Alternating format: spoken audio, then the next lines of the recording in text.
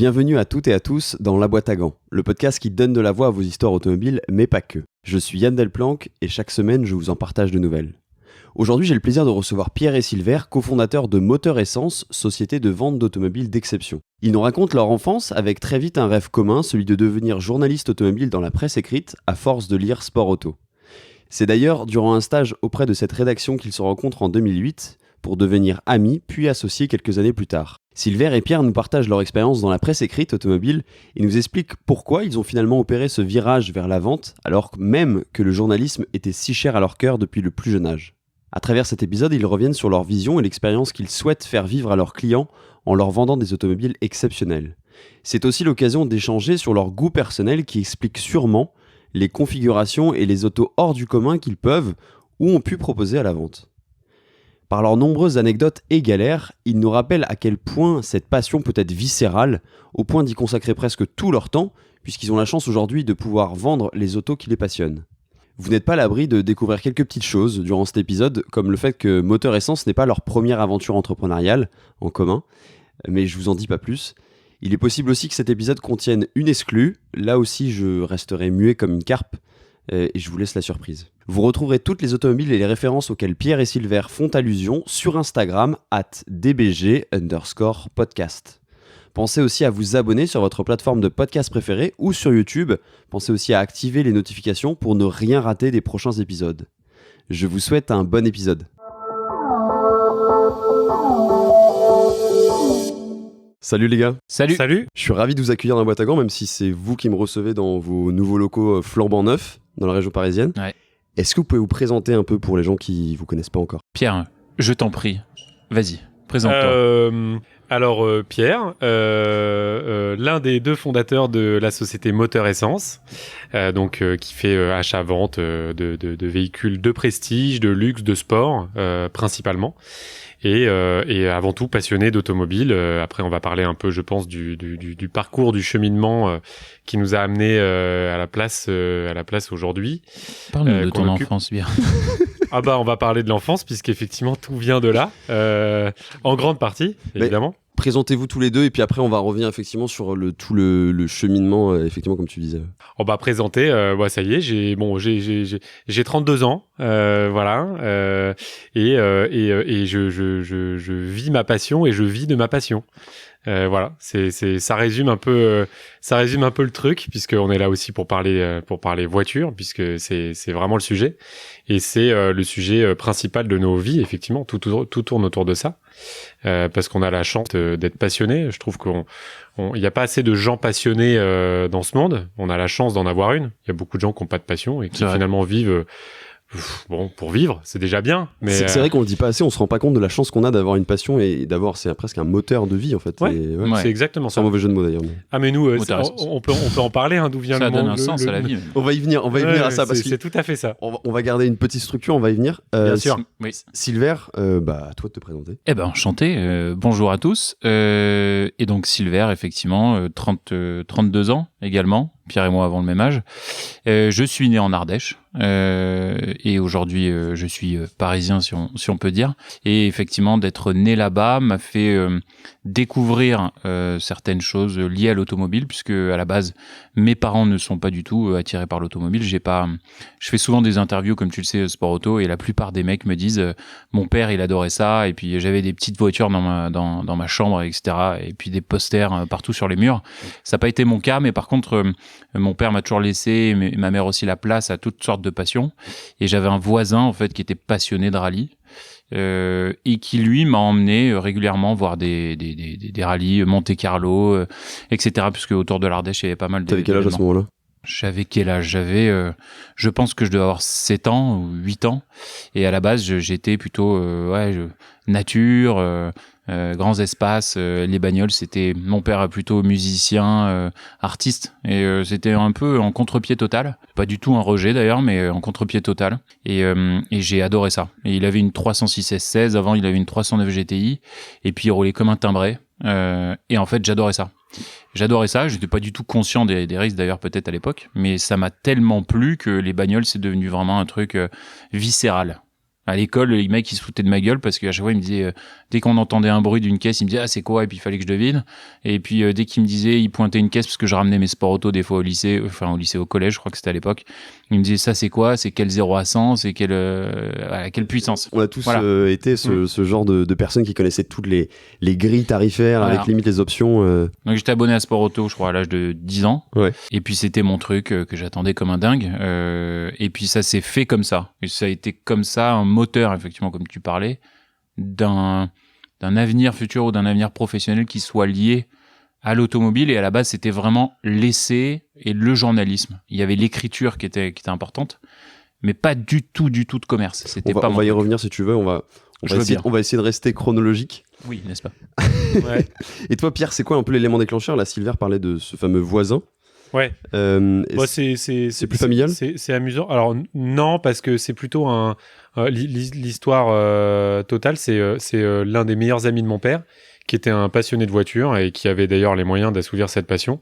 Il avait à l'époque, bon, ça valait beaucoup moins cher à l'époque, mais des Aston Martin DB4, plutôt des classiques, plutôt des anciennes. Il était passionné de ça et à chaque fois il venait chez mes parents. Il venait avec une voiture différente. Elle arrivait complètement chaude parce qu'il roulait comme un dingue. Donc voilà. Et c'est cet ami de mon père qui nous a donné à mon père et à moi la passion finalement en même temps.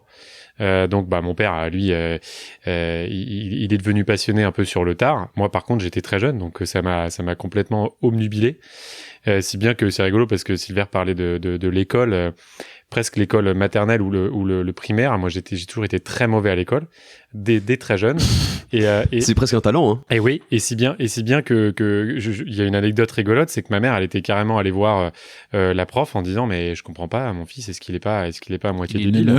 Et c'est vrai, je crois que c'était un peu ça. Et la prof lui a dit mais non mais vous en faites pas, il a aucun déficit, il connaît déjà à son âge toutes les voitures par cœur. Tous les trucs, les 0 à 100, les performances, les trucs, il ne parle que de ça et il connaît. En fait, elle lui a expliqué que mon cerveau, il était trop occupé par les voitures pour pouvoir être occupé par les maths, les trucs, tout ça. T'étais obsédé par ça, quoi. Obsédé, complètement obsédé. Et voilà, ça m'a. Toujours un peu obsédé. Comme dit. Obsédé par les voitures, tout à fait. Oui, non, mais je plaisante. Et donc, j'ai toujours été obnubilé par ça. Et comme, pour rebondir encore une fois, ça a été un moteur. Et exactement comme Silver, et pourtant à l'époque on se connaissait pas du tout, c'était la Bible, c'était Sport Auto, et je lisais Sport Auto très jeune, je prenais les trucs par cœur, je lisais les essais. En plus c'était une façon un peu de s'évader, parce que ces articles ça parle aussi pas que de voitures, mais ça parle aussi un peu de voyage. Ils font des routes qui sont splendides, ça donne envie, quoi. Puis pour les parents, il faut aussi dire que c'est une bonne manière d'approcher la lecture, parce que finalement c'est quand même de la lecture. Ah bah carrément, bien sûr. Puis c'est bien écrit, et puis il y a du vocabulaire, et puis on apprend plein de trucs, et puis en fait comme nous parents pour ma part, futurs parents pour Pierre, n'est-ce pas? C'est important effectivement que je pense tes enfants se passionnent par quelque chose. C'est ce que disait Pierre tout à l'heure. C'est très important qu'en fait on ait quelque chose qui nous tient à cœur et qui nous motive et qui nous pousse, puisqu'effectivement il y a beaucoup de gens dans ce monde qui n'ont pas ce truc, ce feu intérieur là, ce truc qui te fait avancer, qui te donne envie, qui te fait rêver. Je pense que nos parents étaient très heureux quand même qu'on ait quelque chose qui nous pousse au cul, quoi. Voilà. Ouais, alors ça devait dépendre des moments, parce que moi j'ai très vite été j'ai voulu faire du kart. Et alors ils ont cédé, ils ont fini par céder. J'ai eu un kart. Et à quel âge t'as eu un kart? Je sais pas, je devais avoir 15 ans, je pense. Ok. À l'époque, c'était un 100 cm3. C'était les tout premiers avec démarrage au bouton électrique plutôt que la poussette. Enfin bref, c'était. Et t'avais pas l'objectif de devenir professionnel ou quoi que ce soit, c'était juste pour le loisir. Ah, c'était pour le loisir, mais tu as toujours le rêve au fond de toi d'être pilote, d'être repéré, de trucs. Mais de toute façon, moi, j'en faisais pas assez pour pouvoir être repéré, puisqu'il fallait que les parents, mine de rien, il faut qu'ils t'emmènent le week-end, le truc. Et je me souviens que ça les emmerdait. Ils avaient pas le temps. Et puis, c'était pas. C'est un budget aussi. Hein. Et c'est aussi un budget. Donc au fond de toi, t'as cette envie, mais tu sais très bien que ça va rester qu'un loisir. Mais finalement, l'envie première, c'était de devenir journaliste automobile. C'était vraiment, je voulais, et comme Silver, et qu'on se connaissait pas à l'époque, on avait cette même envie de prendre la place de ces types qui écrivaient dans les magazines et qui avaient pour nous une vie de rêve. tout de suite presse écrite en fait. Tous les deux, vous êtes vachement axés sur presse écrite. Ouais, mais il faut se rebasculer à l'époque. Ouais. À l'époque, bien qu'on soit pas des antiquités, on est né en 89 et donc on était dans les années 2000 tout juste. Ouais. Internet, c'était zéro. Les réseaux sociaux, YouTube, tout ça, ça n'existait pas. Et en fait, ce qui existait, et c'était l'âge d'or de la presse automobile, c'était Sport Auto, c'était Échappement, Automobile Magazine, c'était les tout débuts de Motorsport. Enfin, en fait, il y avait que ça, en fait, de relais. Il y avait un peu la télé quand Il y avait même. la Ça, télé. Turbo, tu vois, déjà Turbo était déjà là, par Alors exemple. moi, mes parents, ils étaient pas trop télé, j'avais pas trop le droit de regarder la télé. Voilà, donc en fait, déjà, la télé, j'y avais pas accès. C'était plutôt va jouer dehors ou va lire. Ouais. Donc, ce qui m'a peut-être aussi formé au niveau, effectivement, journalistique, littérature, manière de parler, de s'exprimer, de comprendre les choses. Mais effectivement, il y avait pas trop de télé. Et après, c'est vrai que moi, mes parents, mon père, je crois qu'il m'a amené 1 fois ou 2 fois aux cartes. J'en rêvais, mais c'est vrai que c'était trop cher, c'était trop d'argent. Et je me rappelle que j'osais pas, je me rappelle même accélérer à fond dans les lignes droites. J'avais joué beaucoup à Gran Turismo, par contre, ça, j'avais une console. Donc effectivement, Gran Turismo, pour moi, ça a été aussi un peu formateur, parce que c'est là où on conduisait, c'est là où on se régalait, c'est où on apprenait aussi les modèles, etc., les performances, les trucs. Mais c'était cette génération-là. C'est pour ça que nous, on était plus sur la presse écrite. Ouais. Et donc ça, ce rêve-là, vous l'avez très jeune finalement, à une dizaine d'années, vous avez déjà ce rêve-là en tête, tous les deux, sans vous connaître bien entendu. Ouais. Mais... Ouais. Je crois, c'était à peu près ça. Ouais. Et ce qui a croisé nos chemins. Et puis, bien sûr. Et puis pour rebondir sur presse écrite ou télé, la télé, ça paraît tellement plus inaccessible. C'est vrai. Moi, je me souviens, évidemment, je regardais Turbo, je regardais Automoto. Enfin, j'étais comme un dingue. Mais en fait, ça me traversait même pas l'esprit d'essayer d'avoir une place à la télé, parce que pour moi, Silver a précisé où il est né. Alors, moi, je suis originaire de Tours, de la campagne aussi, comme Silver. Et bon, enfin, moins profonde, hein, moins profonde, c'est vrai. Mais ça paraît totalement inaccessible déjà d'aller à Paris, tu vois, de rencontrer des gens. On va en parler après, mais moi je me souviens la première fois où j'ai mis les pieds à la rédaction de Sport Auto, j'avais l'impression de rencontrer le pape. Dieu. Ouais, la grosse pression, moi aussi, je me rappelle Laurent Chevalier, si un jour il écoute ça, t'es genre, putain, c'est Laurent Chevalier, quoi. Ouais. Il écrit les articles, et puis il y avait toute la rédaction, le rédac chef, le truc, et c'est vrai que c'était une sorte d'entrée dans une sorte de, voilà, même le bureau, c'était un peu monumental. C'était un temple, quoi. Donc pour faire un petit bond, donc là on était aux années collège, on va dire, vous continuez vos études jusqu'au lycée, la passion vous lâche pas, toujours ce rêve. L'échec scolaire est toujours là. L'échec scolaire est toujours là. Ouais, moi je pas d'échec particulier. Ouais, non, mais je parle pour moi. Ouais, personnellement, j'ai toujours été pas trop mal. Il y a des matières que je détestais, il y a des matières que j'aimais. En fait, ça a toujours fonctionné avec moi, avec ce que j'aimais ou pas, en fait. Ce que je n'aimais pas, en fait, je ne souhaitais pas le faire. Et c'était assez rédhibitoire. Après, effectivement, lycée, pour suivre ce chemin, ça a été un gros bond vers Paris, une école de journalisme, parce que, en fait, je voulais arriver le plus vite possible à ce point qui était l'essai automobile. Je voulais pas passer par une prépa ou un truc, une fac d'histoire ou j'en sais rien. Je voulais tout de suite toucher à ce qui m'intéressait. Ce qui est compliqué d'accès quand même, une école de journalisme. C'est très compliqué. J'ai fait un concours, mais surtout, c'était une école privée. Donc mes parents se sont saignés pour ça. C'est-à-dire que effectivement, ça coûtait cher. Ils n'avaient pas forcément les moyens, mais encore une fois, comme je disais en préambule, ils ont laissé les portes ouvertes pour toutes les passions et ils m'ont permis effectivement de faire cette école de journalisme et d'aller à Paris. Donc il fallait aussi un logement, un truc. J'ai commencé par un 15 mètres carrés à Clichy. Et ces trucs-là, c'était formateur aussi parce que du coup, d'être sur Paris, mine de rien, ça t'ouvre des portes puisque tu es proche de tous ces acteurs majeurs de ce secteur. Et sans ça, personnellement, je ne serais pas là maintenant à faire ce que je fais. Et je pense que Pierre aussi, que ce soit la presse et qu'ensuite ce soit le business. Non, mais c'est sûr que c'est central, c'est con, mais c'est la France.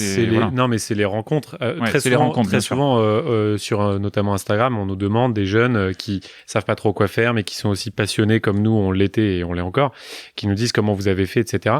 Et c'est super difficile à dire, mais alors on n'a pas été coopté du tout, on n'a pas été pistonné, mais c'est sûr que c'est les rencontres qui font qu'on en est là. Il y a évidemment du travail, il y a un peu de formation parce que on a fait tous les deux des écoles. Alors Silver journalisme, moi j'ai fait communication avec une spécialisation journalisme. D'accord. T'avais pas fait d'école de journalisme à proprement parler. Journalisme pur, non. Okay. Mais en fait moi j'ai choisi mon école. J'avais le choix entre plusieurs parce que j'ai été pris dans plusieurs. Mais j'ai pris celle qui m'offrait la possibilité de faire le plus de stages. Parce qu'une fois de plus, je détestais l'école. Ouais. Et je voulais juste faire, parce que je pense que c'est cette chance, j'avais compris que c'était les stages qui allaient me faire rencontrer les gens. Parce qu'en général, les gens comprennent un peu tard. Ouais. Alors que c'est juste majeur, quoi. Ouais. C'est primordial. Ouais, il fallait absolument que je rencontre des gens et que je touche à la vie réelle du travail. Je crois que C'était ça qui me passionnait. Il fallait vraiment. Comme pour toi, moi, dans mon école, c'était 6 mois de cours, Ouais, exactement. 6 pareil. mois de stage. Ouais. Et donc Et 6 mois chez Sport Auto, par exemple. C'est pour ça que je l'ai choisi. Une fois que cette t'es école. pris, une fois que t'es rentré, une fois que machin. Effectivement, il faut faire ses preuves à chaque fois. Il faut être prêt, il faut encaisser. Enfin, comme la vie normale, quoi. Mais ouais, une fois que t'es rentré là-dedans, c'est déjà un gros step. Mais qui était loin du business après qu'on a développé, qui était en fait complètement autre chose. C'est parce qu'il est souvent le cas. De toute façon, tu rentres en tant que stagiaire ou alternant. Souvent, il y a un job à la clé. Alors souvent, Parfois, ouais. rarement.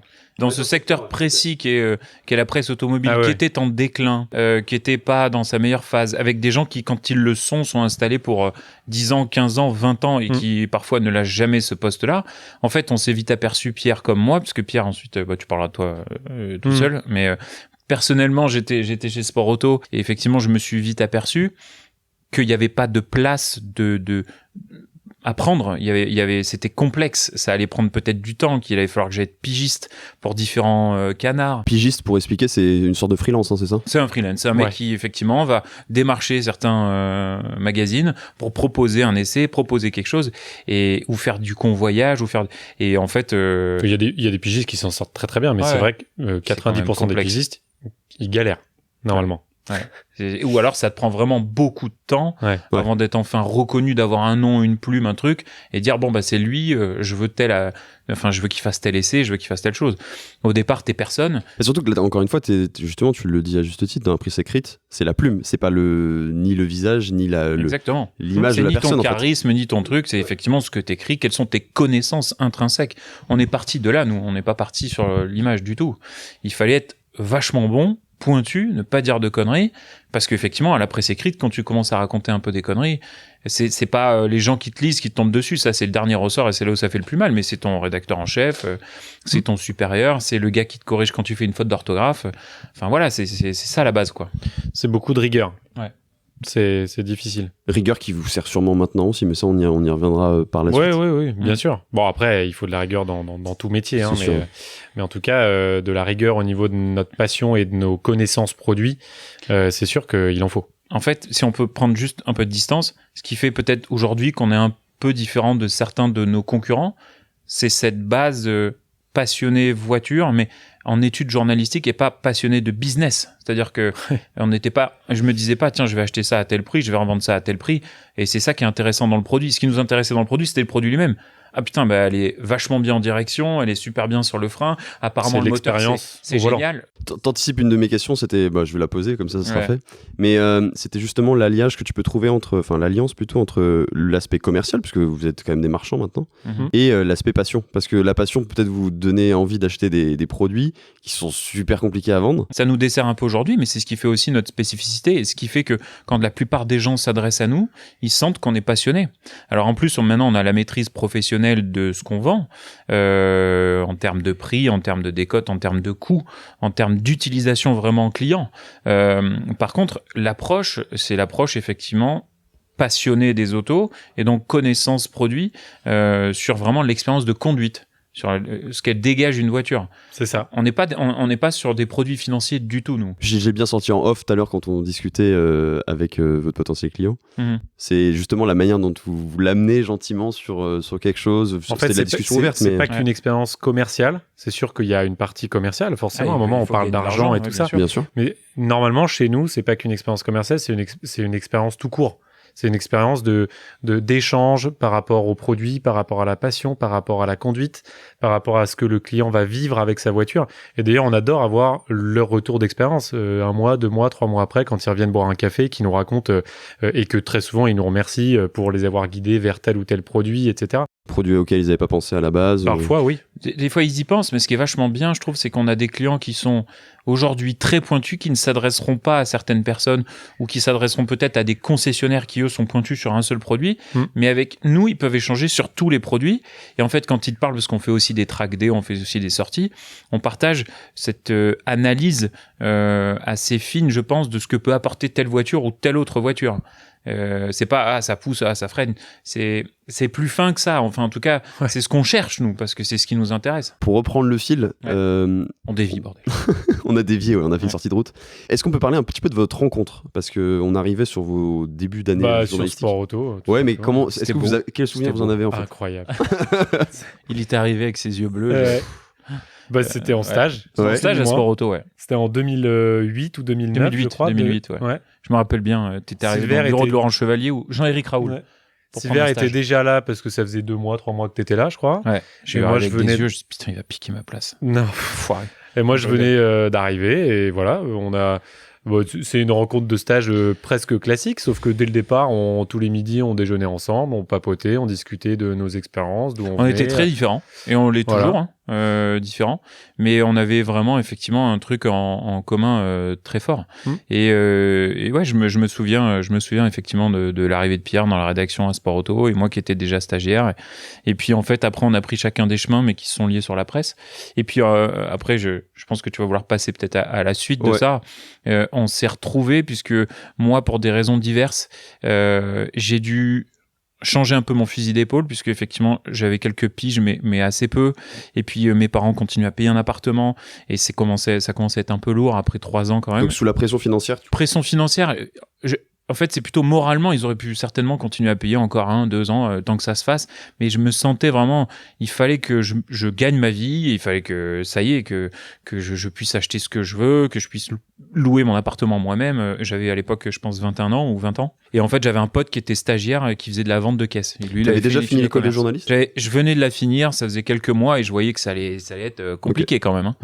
Parce que déjà en stage, quand tu fais 3 ans de stage, t'as rencontré plusieurs entreprises, tu sens s'il y a un poste ou pas qui va s'ouvrir, est-ce que tu as une possibilité, est-ce qu'on t'en a parlé? Et puis là, il y avait vraiment pas grand-chose, quoi.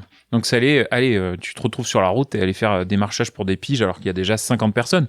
Je dis pas que j'avais pas confiance en moi, je pense que ça l'aurait fait aussi, mais ça aurait été peut-être long, et puis finalement ça s'est pas fait. Voilà, bref. Il y a eu une opportunité. Voilà, et j'ai un pote qui sortait de stage dans une entreprise de vente qui était très moyenne d'ailleurs, et qui m'a dit en partant, écoute, il cherche quelqu'un, même si t'as pas fait de commerce avant, tu t'y connais en bagnole, tu connais les caisses, va voir, tu verras. Et puis je me suis pointé là-dedans, c'était à Évry à l'époque, moi j'étais donc dans le 92, et le mec m'a pris sur le tas comme ça, j'y connaissais rien, je savais pas ce que c'était une marge, je savais pas ce que c'était un transport, une importation, un quitus, j'en sais rien, peu importe. T'avais déjà un bagou un peu commercial ou pas du tout? En fait, j'ai toujours été assez à l'aise avec moi-même, et assez à l'aise avec le fait de prendre parole avec quelqu'un, de discuter, d'échanger.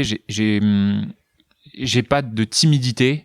Et je me sens effectivement suffisamment confiant pour échanger. Et effectivement, le fait d'avoir une assise technique sur les véhicules ou sur ce que je vends m'aide évidemment.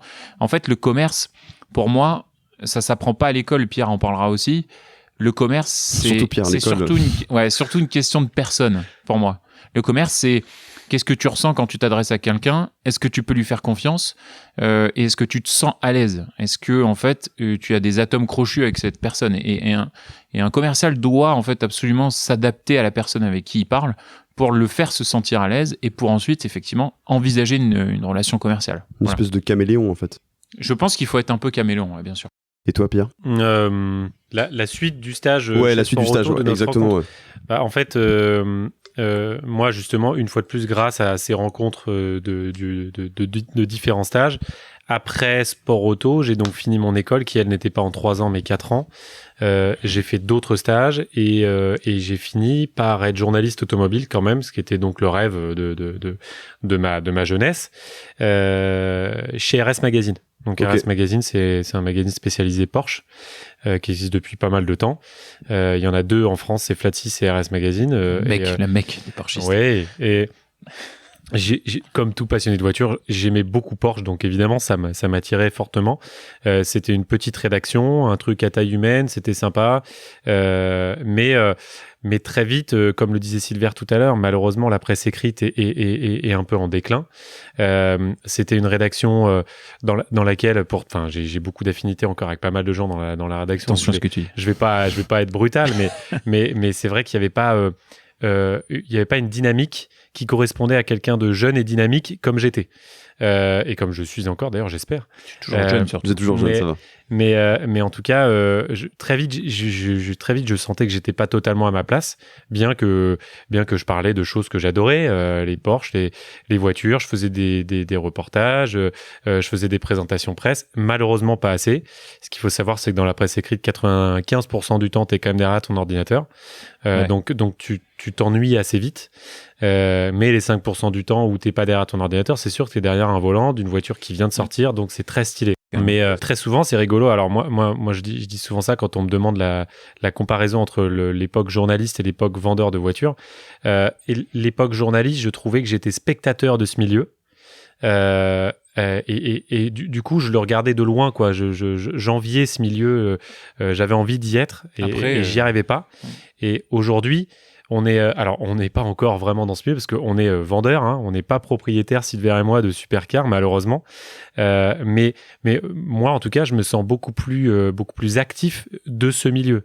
On côtoie les propriétaires, on fait des événements, on roule avec les voitures parce qu'effectivement, on a la chance maintenant d'avoir de la trésorerie et d'avoir des voitures en propre. T'as l'impression d'avoir plus un rôle dans la communauté, c'est ça? Exactement. Donc on est, je trouve, beaucoup plus pris au sérieux. Moi, je me souviens à l'époque quand je faisais des événements, des rallyes avec RS Magazine, c'est vrai Porsche, pour aller dans ton sens, je trouvais que j'étais pas pris au sérieux. J'étais le petit journaleux là qui suivait le monde, quoi. En fait, il y a une déconnexion entre l'actualité automobile et les essais et le réel usage des gens en fait qui vous lisent et qui eux roulent les autos tous les jours.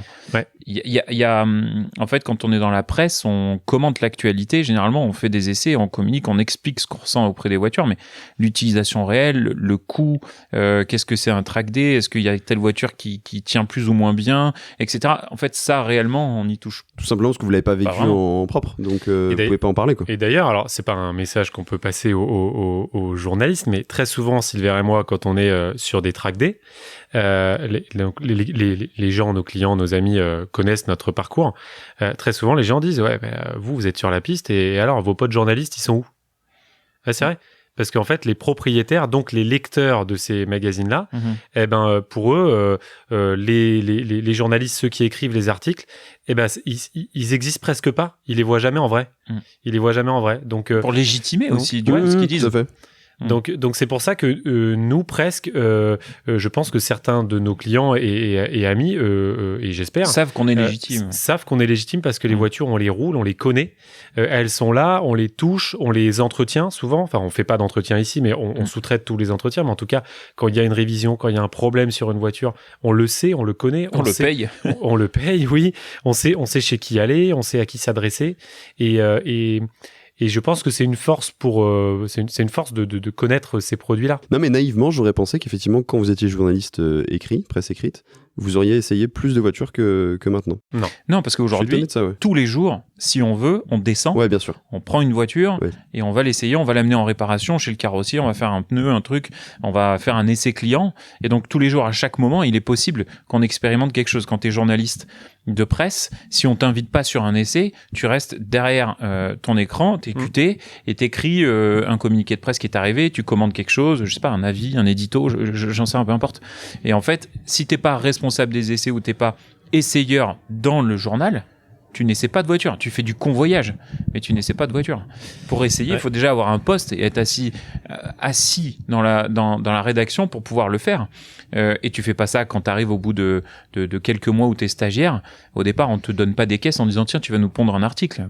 Ça n'existe pas, ça. Puis contrairement au mythe, parfois, on se dit, nous-mêmes, on y a cru quand on était gamin. Le journaliste automobile, il n'a pas à disposition toutes les voitures des parcs presse. Enfin voilà, c'est très difficile d'obtenir une voiture parc presse pour un essai de 2-3 jours, etc. Ouais. C'est des process, il faut s'adresser aux responsables communication. Les marques n'acceptent pas, qui veulent pas qu'on teste. En tout cas, à l'époque, moi, c'est comme ça que je le vivais. Et pourtant, chez RS Magazine, on avait des relations extrêmement proches avec Porsche, tu te doutes bien. Bien sûr. Voilà, on les connaissait, on se tutoyait, et tout se passait c'est bien. Ce qui doit être encore plus vrai maintenant avec la concurrence de YouTube et tous ces nouveaux influenceurs aussi qui sont Je pense, arrivés, oui. Bon, après, malheureusement, on peut qui- plus vraiment parler de ce milieu parce que ça fait longtemps qu'on Ouais, bien n'y est sûr. plus, même si on les côtoie encore et que certains sont nos amis. Moi, j'y Donc, bosse toujours de temps en temps. Je suis toujours mais- pigiste, mais Oui, c'est vrai. je vais plus du tout à la rédaction et Mm. j'ai pas mis les pieds depuis très longtemps. Mm. Mais bon. Pour en revenir, Pierre, à ce que tu expliquais, donc tu quittes finalement le monde de la presse écrite pour commencer à vendre aussi des voitures. Bah, en fait, Comment ça se passe, cette transition il se trouve que Silver, Donc, le cheminement donc a commencé dans une structure, puis une autre, Mhm. et moi au bout d'un moment, je sens qu'il faut que je parte parce que je m'ennuie et parce que ça va pas. Après, si je peux me permettre, la petite anecdote drôle, c'est Oui. que j'ai commencé à vendre des caisses et que j'ai fait appel à Pierre pour m'aider sur certains convoyages. Oui, c'est vrai. Puisqu'en fait, il partageait cette passion et qu'il était dispo de temps en temps et que nous, pas forcément. Je lui disais, il faudrait que tu ailles chercher une voiture à tel endroit. Et du coup, en fait, professionnellement, on s'est retrouvés. Pour arrondir mes fins de mois, en plus se de mon trouver salaire là-dedans, de jeune journaliste qui était assez faible, et ben effectivement, je faisais ce qu'on appelle des convoyages et pour Silver, parce que Silver vendait déjà des Parce que voitures. moi, du donc, coup, j'avais commencé à vendre des en caisses. fait, on était restés potes, on se voyait régulièrement, et donc du coup, on se voyait dans le privé, mais aussi dans le pro, parce que de temps en temps, je lui ramenais des voitures et tout ça. Des belles autos ou des autos un peu du tout venant? C'était plutôt des autos premium, C'était un mais petit peu moins prestigieux. mais c'était pas des autos uniquement sportives D'accord. comme c'est le cas aujourd'hui. En fait, c'est ce qui a un peu fait aussi mon chemin, c'est-à-dire que j'étais dans un secteur à chaque fois qui ne me correspondait pas exactement, et je voulais, comme je parlais des autos à l'époque chez Sport Auto qui me passionnaient, je voulais, vu que j'avais commencé à rentrer dans la vente, parler des autos qui me passionnaient et que je connaissais mieux qu'en fait des autos qui ne m'intéressaient pas. Encore une fois, c'est une question de passion, de choix. Ça ne m'attirait pas, donc je prenais pas le temps de vraiment les connaître et puis de les vendre. Par contre, après, effectivement, c'était accéder à la vente de ces autos de prestige et ça a pris un petit peu de temps. Il y a eu pas mal d'étapes. Voilà. Et donc, on s'est jamais perdu de vue comme ça. Et puis, au bout d'un moment, alors Silver est passé dans différentes structures, dont une grosse parisienne dont on connaissait tous les deux le patron. Enfin bref, c'était une fois de plus des rencontres. Voilà. Pierre m'a fait rentrer. Toujours. Ouais. Voilà. Et oui, c'est ce qui est rigolo, c'est que Silver, à un moment où a voulu changer de structure, je lui ai présenté cette personne chez qui il est allé. Et quand moi, j'ai voulu changer de travail, il m'a fait rentrer dans cette même structure où je l'avais aidé à rentrer. Donc bref, voilà, on s'est toujours suivi de manière très proche. Et donc on a travaillé 4-5 ans ensemble dans ce garage qui était un garage à peu près similaire enfin en tout cas, on faisait à peu près le même métier que ce qu'on fait aujourd'hui. Cette idée de créer donc une structure tous les deux, elle vient assez tôt ou est-ce que vous commencez à en parler rapidement? Oui, alors ça a toujours été pas une boutade, mais après quelques verres quoi. Non, même pas. Même pas. Il boit pas, Pierre. Donc Voilà. Bon, comme ça c'est réglé. vu qu'on a finalement presque toujours travaillé ensemble, très vite on se disait on a qu'à monter une boîte ensemble, machin. Ouais, c'est venu par la sauf force que- des choses, je voilà. pense un peu. Ça s'est fait. On a eu une petite aventure entrepreneuriale dans un secteur qui n'avait rien à voir. Oui, Où on a autre pu chose. voir ce que c'était. Ouais. C'était quoi cette aventure On avait un entrepreneuriale? dépôt de pain. On avait Tu une vois. sorte Ok. de boulangerie Mais en parallèle de Ouais. notre activité de vente, donc on bossait beaucoup. quand on était salarié. Mais c'était à notre compte, bref. Et, Trop bien. et donc, on a pu voir ce que c'était. Et puis derrière, effectivement, par la force des choses, quand tu bosses dans une structure, tu peux voir ce qui fonctionne, ce qui ne fonctionne pas, comment tu ferais les choses. Et à force, quand tu fais face à des échecs ou des problèmes, tu réfléchis à la manière dont tu fonctionnerais, dont tu réglerais les choses.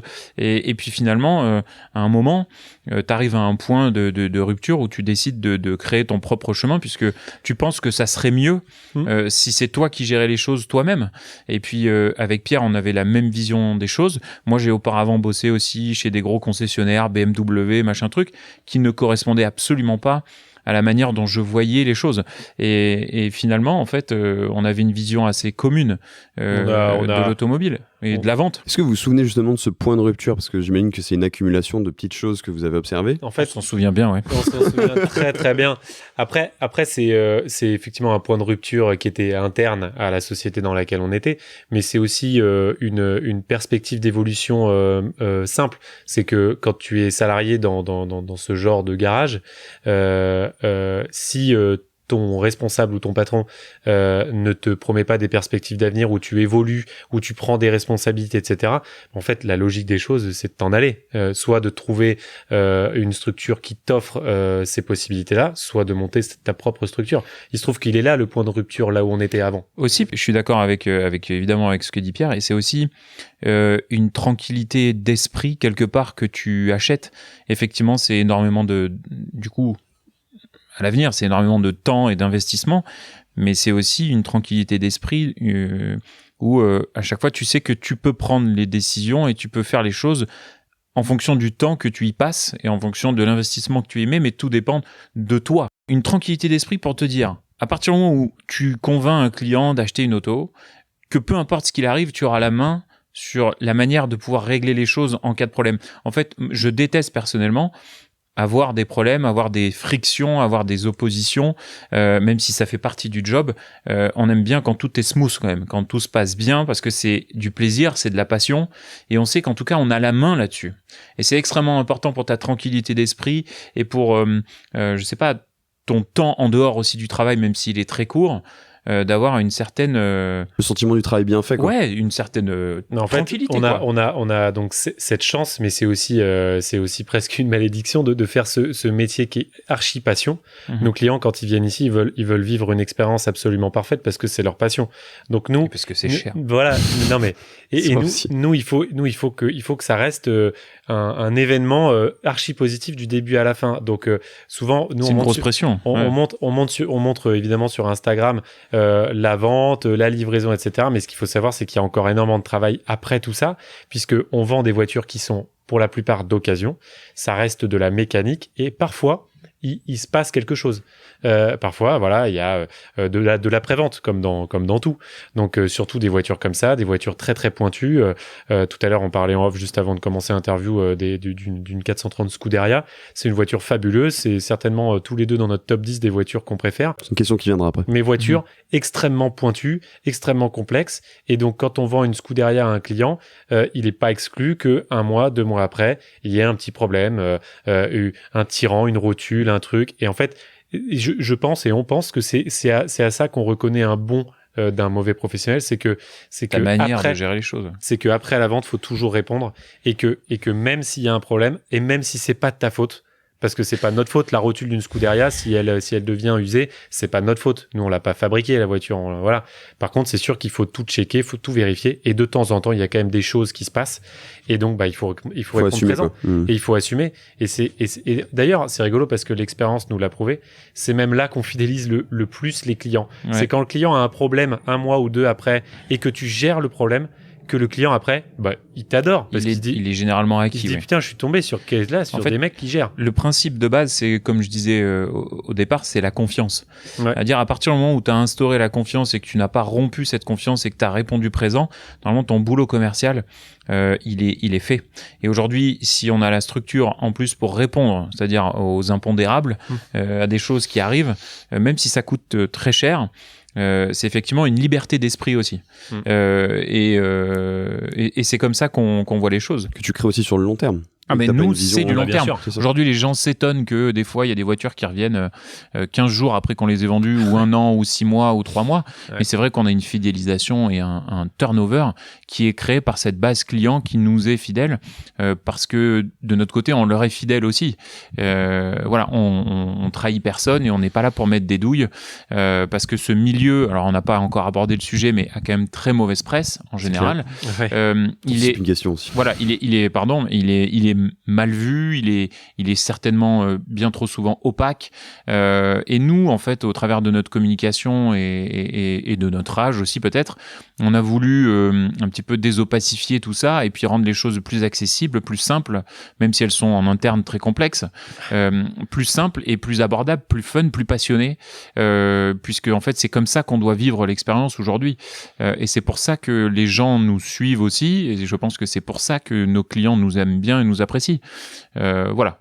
C'est aussi parce que je pense que vous avez une approche qui est encore une fois liée à votre passé de journaliste, une approche journalistique en fait de la vente, c'est-à-dire que vous êtes vachement dans le partage d'histoires, c'est ce qu'on en parlait un petit peu en off, et je pense que ça participe justement à ce mouvement de transparence de la vente, c'est que vous expliquez un peu vraiment le déroulé, le déroulé, et puis Bon, il y a toute cette théâtralisation aussi que maintenant vous avez accentué avec ces nouveaux. On a mis Avec les petits plats dans les grands. Ouais. On parlait de brouillard. et Patrick Sébastien surtout. Enfin, c'est ça. Patrick, Ouais. évidemment s'il nous écoute. Mais en fait, effectivement, nous, ça faisait partie de... Comment dire ? C'est tellement important dans la vie des gens, parce que nous, on voit à quel point l'automobile, même si des gens, c'est généralement, nous, c'est 90% de chefs d'entreprise français qui bossent comme des malades. L'automobile a tellement une place prépondérante dans leur vie, à ces gens qui font ces choix-là, qui sont généralement leur seule porte de sortie par rapport au travail, par rapport à leur vie quotidienne. C'est un exutoire. C'est un une exutoire, passion, quoi. c'est l'automobile.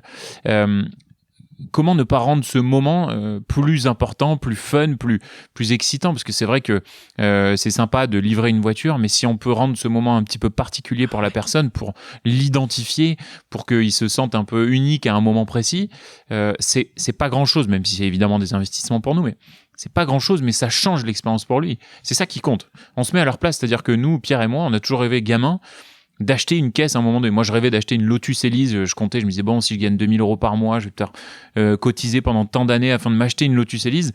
Mais en fait, j'avais jamais pensé au moment où j'allais en prendre possession. Qu'est-ce que ça allait être ? À quel endroit ? Comment ? Et vu que je fais des interviews sport auto, à chaque fois, il y a une question, c'est le jour où je l'ai vue. Et puis, les mecs, souvent, me disent, bon, bah, elle était dans le garage, c'était sympa, mais ou il me l'a débâché, mais c'est pas le feu, quoi. Ouais, Et nous, parfois, ce qu'on les voulait, livraisons, c'est sur le trottoir. À Je l'arrache. te jette la clé. Elle est Il y pas a propre. un quart de plein et puis ciao. Ouais. Nous, c'est voilà, on veut surtout pas ça, quoi. Pour nous, ça n'existe pas ça. Et puis ça revient même au nom même, moteur essence. D'ailleurs, je pense qu'il y a une petite histoire, j'imagine, derrière ce nom. Mais Bah, tout est dans le titre déjà. On nous le pose souvent, ouais. C'est le sens de notre passion, le moteur de notre vie. Enfin, tu vois, il y a plein de choses Ouais. à raconter à partir de ce nom. Puis l'essence de l'automobile, les différents sens, Voilà. l'odorat, le bruit, l'odeur, j'ai encore dit, mais Ouais. enfin il y a plein effectivement de choses, le visuel et tout ça avec le jeu de mots, avec l'essence, puisqu'effectivement on vend des voitures de sport, Principalement essence. essence. principalement Bien essence, sûr. même si ça évoluera certainement sur de l'hybride ou ce genre de Bien choses, sûr. mais aujourd'hui Mm. c'est moteur essence et effectivement on a fait un petit brainstorming dans mon appart jusqu'à 22-23 heures. Ouais. En se disant mais comment on l'appelle, est-ce qu'on prend un truc un peu plus pompeux avec un truc un peu plus littéraire Avec justement, moteur ou les lignes de Voilà, nous, on les voulait- lignes automobiles. En fait, il y a beaucoup de sociétés automobiles. C'est prestige, luxury et machin et trucs. Et bon, voilà, on trouve que bon, déjà, c'est vu, revu, re-revu. Et je sais pas, nous, c'était un petit peu plus notre vision. Un fait truc que ce un soit peu, péchu et en même un temps truc différent. et un peu différent et un peu passionné. Et effectivement, c'est tombé comme ça. Voilà. Et ça a mis combien de temps pour le trouver? Vous avez mis du Franchement, temps 1 heure. Une heure. Ah oui, vous êtes efficace quand même. 1 heure, 1 heure. On sent les journalistes quoi. Et il y Ouais. a la Bah, passion on a du mot, fait quoi. un brainstorming, ni plus ni moins, tu sais, On a avec mis une plein de feuille, un mots. papier, Ouais, les ouais. mots-clés, les machins, comme on nous avait appris à l'école, quoi. Tu presque. écartes et tu Et recentres. ma femme à Voilà. côté qui d'ailleurs qui était là, qui nous Exactement. regardait. C'est rigolo. Et suite à ce nom, donc on va faire un petit accéléré, vous créez la société, vous avez ce premier local Ouais, qu'on a mis du temps à trouver. qui j'ai jamais visité malheureusement parce que je vous rencontre dans le nouveau local qui est Ouais. très très bien. hein. Tu nous as Ouais. snobé avant qu'on soit ici, bravo. Ah non, j'existais Ah, pas je surtout. Quelle est la première voiture que vous avez vendue? Est-ce que vous en souvenez? Ouais, enfin moi alors la toute première en fait c'est un petit peu plus compliqué que ça. On va parler plutôt de notre premier stock vendu. Je sais Ouais. pas si t'es d'accord La- parce que le- Celle qui vous a marqué en fait, c'est Le, plus ça. le VO numéro 001 de moteur essence, je crois que c'est une 2 litres 4S. ouais, c'est une vieille 911. C'est une Ok. 911. C'est En fait, un si tu peu veux, au le début, on hasard, n'avait pas vraiment, même sur notre livre de police, au début, on n'avait pas vraiment de structure, on n'avait pas encore de local. Il y a déjà des Ouais. amis qui nous disaient ah tiens, tu peux peut-être t'occuper de D'accord. chercher ça pour moi. Et du coup, on a fait quelques transactions sans avoir même de local au Ouais. départ, puisqu'on avait une bonne On base avait clientèle. créé la boîte, on n'avait juste pas encore le local parce qu'on était très exigeant sur le local au départ. On voulait un truc avec de la On lumière voulait pas être dans un naturelle. parking pourri. On voulait déjà donner une identité différente à notre société qui passe évidemment par le lieu où et une les gens assise viennent. aussi. Voilà, assise. exactement. Parce qu'en fait, ça nous a permis ce local, bien qu'il soit évidemment bien trop petit maintenant, etc. Très vite, mais trop petit. et il nous a quand même aidé au départ, même si il y a certains amis qui nous conseillaient et qui nous disaient mais attendez les gars, c'est trop d'argent, ça va être trop d'investissement, vous êtes commencé step by step. On a voulu directement être installé dans un endroit qui nous permettait une évolution et qui soit déjà effectivement assez marqué. C'était pas nulle part et c'était assez quali et on a fait des travaux. Nous-mêmes d'ailleurs, il faut le raconter ça aussi, mais Ouais. quand on s'est installé, on n'a pas fait appel à une société pour nous faire tous les travaux comme on a fait aujourd'hui parce qu'on a pu un peu se le permettre. À l'époque, c'est, pardon pour l'expression, mais avec notre bite et notre couteau, qu'on a repeint les murs, pendant qu'on a posé les briques. Vous étiez les as de la truelle, quoi. Ouais. Exactement. Et on avait des gens suffisamment sympathiques qui nous ont filé des coups de main, des amis pour ouvrir le garage, mettre les joints de briques, poser les peintures, être au pinceau avec Pierre et passer l'aspirateur dans une. En fait, le second étage de Moteur Essence à l'époque à Champlain, c'était brut, c'était de la poussière, c'était rien, il n'y avait pas de lumière. Donc on a tout aspiré, on sortait les sacs de poussière dehors, on dégueulassait la rue.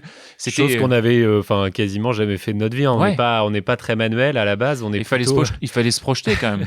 Et je me rappelle encore même de l'inauguration du local. Et déjà, on avait déjà de très belles autos puisque notre clientèle était déjà assez haut placée en termes de qualité de voiture. Et on a pu tout de suite, pas s'imposer, mais se placer dans ce milieu qui était l'automobile de luxe. Et, voilà. Le local, c'est pour ça que c'est un gros paragraphe. Le local a quand même beaucoup joué. Et comme disait Silver, on a beaucoup de gens, de clients, de potes qui disaient les gars, vous n'êtes pas obligés de prendre un truc de fou comme ça. Vous prenez quelques places dans un parking au départ et puis vous verrez. Et on n'était pas sur cette. Mais on voulait vraiment pas faire ça. C'était mettre en avant aussi le produit et l'expérience, encore une fois. Mais une fois de plus, vraiment l'expérience client. Voilà, on jette pas la clé d'une voiture sur le bord d'un trottoir comme ça. Merci, au revoir. Voilà, le client, c'est lui qui nous fait vivre et il vient chez nous pour vivre sa passion dans un écrin qui a un peu de gueule quand même. Voilà. Pour en revenir à ma question initiale. Voilà, la voiture, j'allais y venir. En fait, justement, ce qui est assez marrant, c'est que tout à l'heure, Pierre parlait de comment convaincre un client qu'on est des gens sérieux. Ce qui s'est passé, moi, je vais parler du premier stock. On a acheté une Ferrari, une 458 Italia à l'époque, et on l'a vendue à aujourd'hui un de nos meilleurs clients en termes de turnover. On l'a vendu à un monsieur. C'est notre première leçon de commerce finalement. Même si on en avait eu plein d'autres avant, mais en tant qu'entrepreneur dans notre boîte. On a vendu une 458 à un client qui était assez exigeant. Je me rappelle qu'il est arrivé, on venait de finir les travaux. On connaissait pas du tout avant. Hein. La voiture, elle était sous la poussière un peu parce qu'on venait de finir les travaux, elle n'était pas tout à fait propre et on avait voulu bien la préparer parce que voilà, et on était un peu en milieu de tout, quoi. Et puis il s'est décidé, il nous a fait confiance, il y a eu un bon feeling. Et puis il est revenu avec un ami, ils ont pris le train, il s'est pointé chez Moteur Essence, il a pris la caisse, on avait fait un polish, un detailing, c'était magnifique. Et 30 minutes après, mais même pas peut-être, 20 minutes après, il est sur le périph'. Il nous appelle, il nous dit putain, il y a un bruit pas possible de roulement, la caisse, il y a un vrai problème, ça va pas du tout. Qu'est-ce que je fais? Une 458 Italia de 2011 qui avait 25 000 km, qui sortait d'entretien, qui était parfaite. Hein, voilà, parfaite, vérifiée, totale, mais nickel. Et en fait, il nous appelle, il nous dit mais qu'est-ce que je fais? Donc nous, on sait pas trop s'il faut qu'il appelle une dépanneuse qui s'arrête, qui truc. On lui dit écoute, essaie de revenir jusque chez Moteur Essence. Il est revenu avec son pote. Ils étaient un peu énervés, déçus. Ouais. Pas énervés, ça va, mais déçus, ça c'est sûr. C'était des gens compréhensifs parce qu'ils savaient qu'on était de bonne foi, parce qu'on avait tous les éléments pour prouver que c'était une très bonne auto. C'est des choses qui arrivent. Et en fait, qu'est-ce qu'on a fait? On s'est dit, on va tout assumer. Donc on leur a payé le taxi, on leur a payé le train. Billet de train en première classe pour rentrer chez eux. On a fait réparer la voiture. C'était quoi le problème? Et on leur a fait un roulement. De merde. Un roulement à 2000 € chez Ferrari. Un roulement.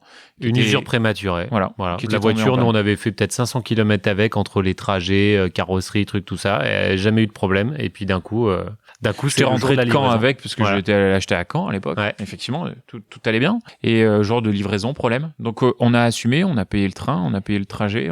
Et 15 jours après, on lui a fait livrer la voiture chez lui, par camion, dans sa cour, à nos frais. Et aujourd'hui, on en est à là, ça va être dans les prochains mois, sa 6e ou 7e voiture chez nous. Voilà. Ça m'étonne pas que ce soit une auto marquante pour vous parce que vous êtes rentré direct dans le vif du sujet. Mais en plus, c'est vrai que c'était notre premier stock. En fait, c'était on avait mis toute notre trésor. On avait mis toute notre trésor dans cette voiture. C'était toutes nos économies de toute notre vie. Dans cette voiture. Oui, parce qu'il faut savoir effectivement qu'on n'a pas précisé, quand on a démarré Moteur Essence, les gens se disent qu'on était peut-être richissime pour monter une structure pareille et qu'on est issu de familles qui nous ont permis de payer, parce qu'il y a tellement d'a priori et de jugements sur l'automobile de luxe et sur les gens qui y travaillent. Pas du tout. C'est-à-dire qu'effectivement, au départ du capital social, c'était 50 000 €.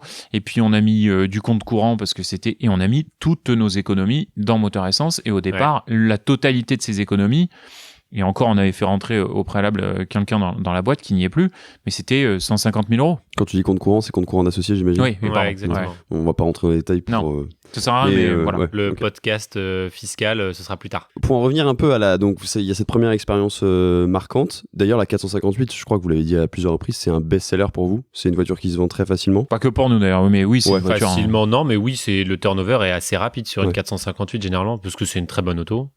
Et très fiable d'ailleurs. Alors, contrairement à cette petite expérience. Oui, et puis on a eu un petit moteur aussi dernièrement. Ouais, mais il y a quand même rien de grave sur les 458, sauf une fois de temps en temps, ouais. Mais vous avez surtout. Enfin, moi, c'est une voiture qui. Je crois que c'est comme ça que je vous ai connu d'ailleurs. C'est votre passion pour la V12 Vantage, boîte méca. Ce qui est marrant, on en parlait d'ailleurs hier avec Pierre, c'est que on s'est tellement. En fait, nous, Donc, Aston Martin, pardon. Aston Martin, effectivement, c'est une marque qui nous tient à cœur pour plein de raisons. Moi, je suis passionné de James Bond, par exemple, mais passionné de lignes automobiles aussi, passionné des sonorités. Et puis, il y a différents aspects. Tout est réuni là-dedans. Voilà, des autos qu'on aime.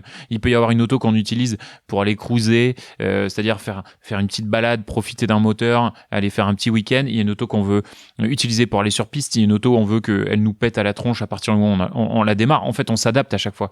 Mais c'est vrai que l'Aston Martin coche un certain nombre de choses majeures dans l'automobile. Le design, la sonorité, et effectivement l'émotion, et puis l'histoire. Il y a vraiment un truc très particulier avec cette voiture. Donc nous, on était intimement convaincus de la qualité de cette voiture pour l'avoir conduite au préalable. Moi, je me rappelle, avec Sport Auto, j'étais allé aux 24 heures du Mans avec une auto comme ça. Mais ensuite, pour son potentiel aussi de vente, puisque en fait, il y avait trop de qualité pour un prix contenu, et un truc qui se faisait plus. V12 boîte méca. Bon, voilà. Et donc, en fait, l'ensemble de ces choses ont fait que, effectivement, on s'est dit, il faut qu'on en achète une. Et une fois qu'on en a, pourtant, la première, elle a été douloureuse. On l'a portée 6 ou 8 mois en stock. Bah, je crois que c'était notre 2e ou 3e stock, une V12 Vantage. J'allais vous poser la question des galères justement des voitures qui restent en stock. Et oui, mais la première, tu vois, elle a ouais. duré 8 mois. Et puis ensuite, on en a vendu. Ce qui est énorme hein, pour quand tu débutes. On en a oui, vendu c'est 10. On en a vendu 10. Ouais. Ou 12, 15, je sais pas. Vous êtes acharné quand même. Après les 8 mois, vous êtes quand même dit, c'est une bonne idée. Mais malgré parce qu'en cette fait, expérience c'est pas le business, douloureuse, le truc on en a premier. racheté parce qu'on adorait cette voiture.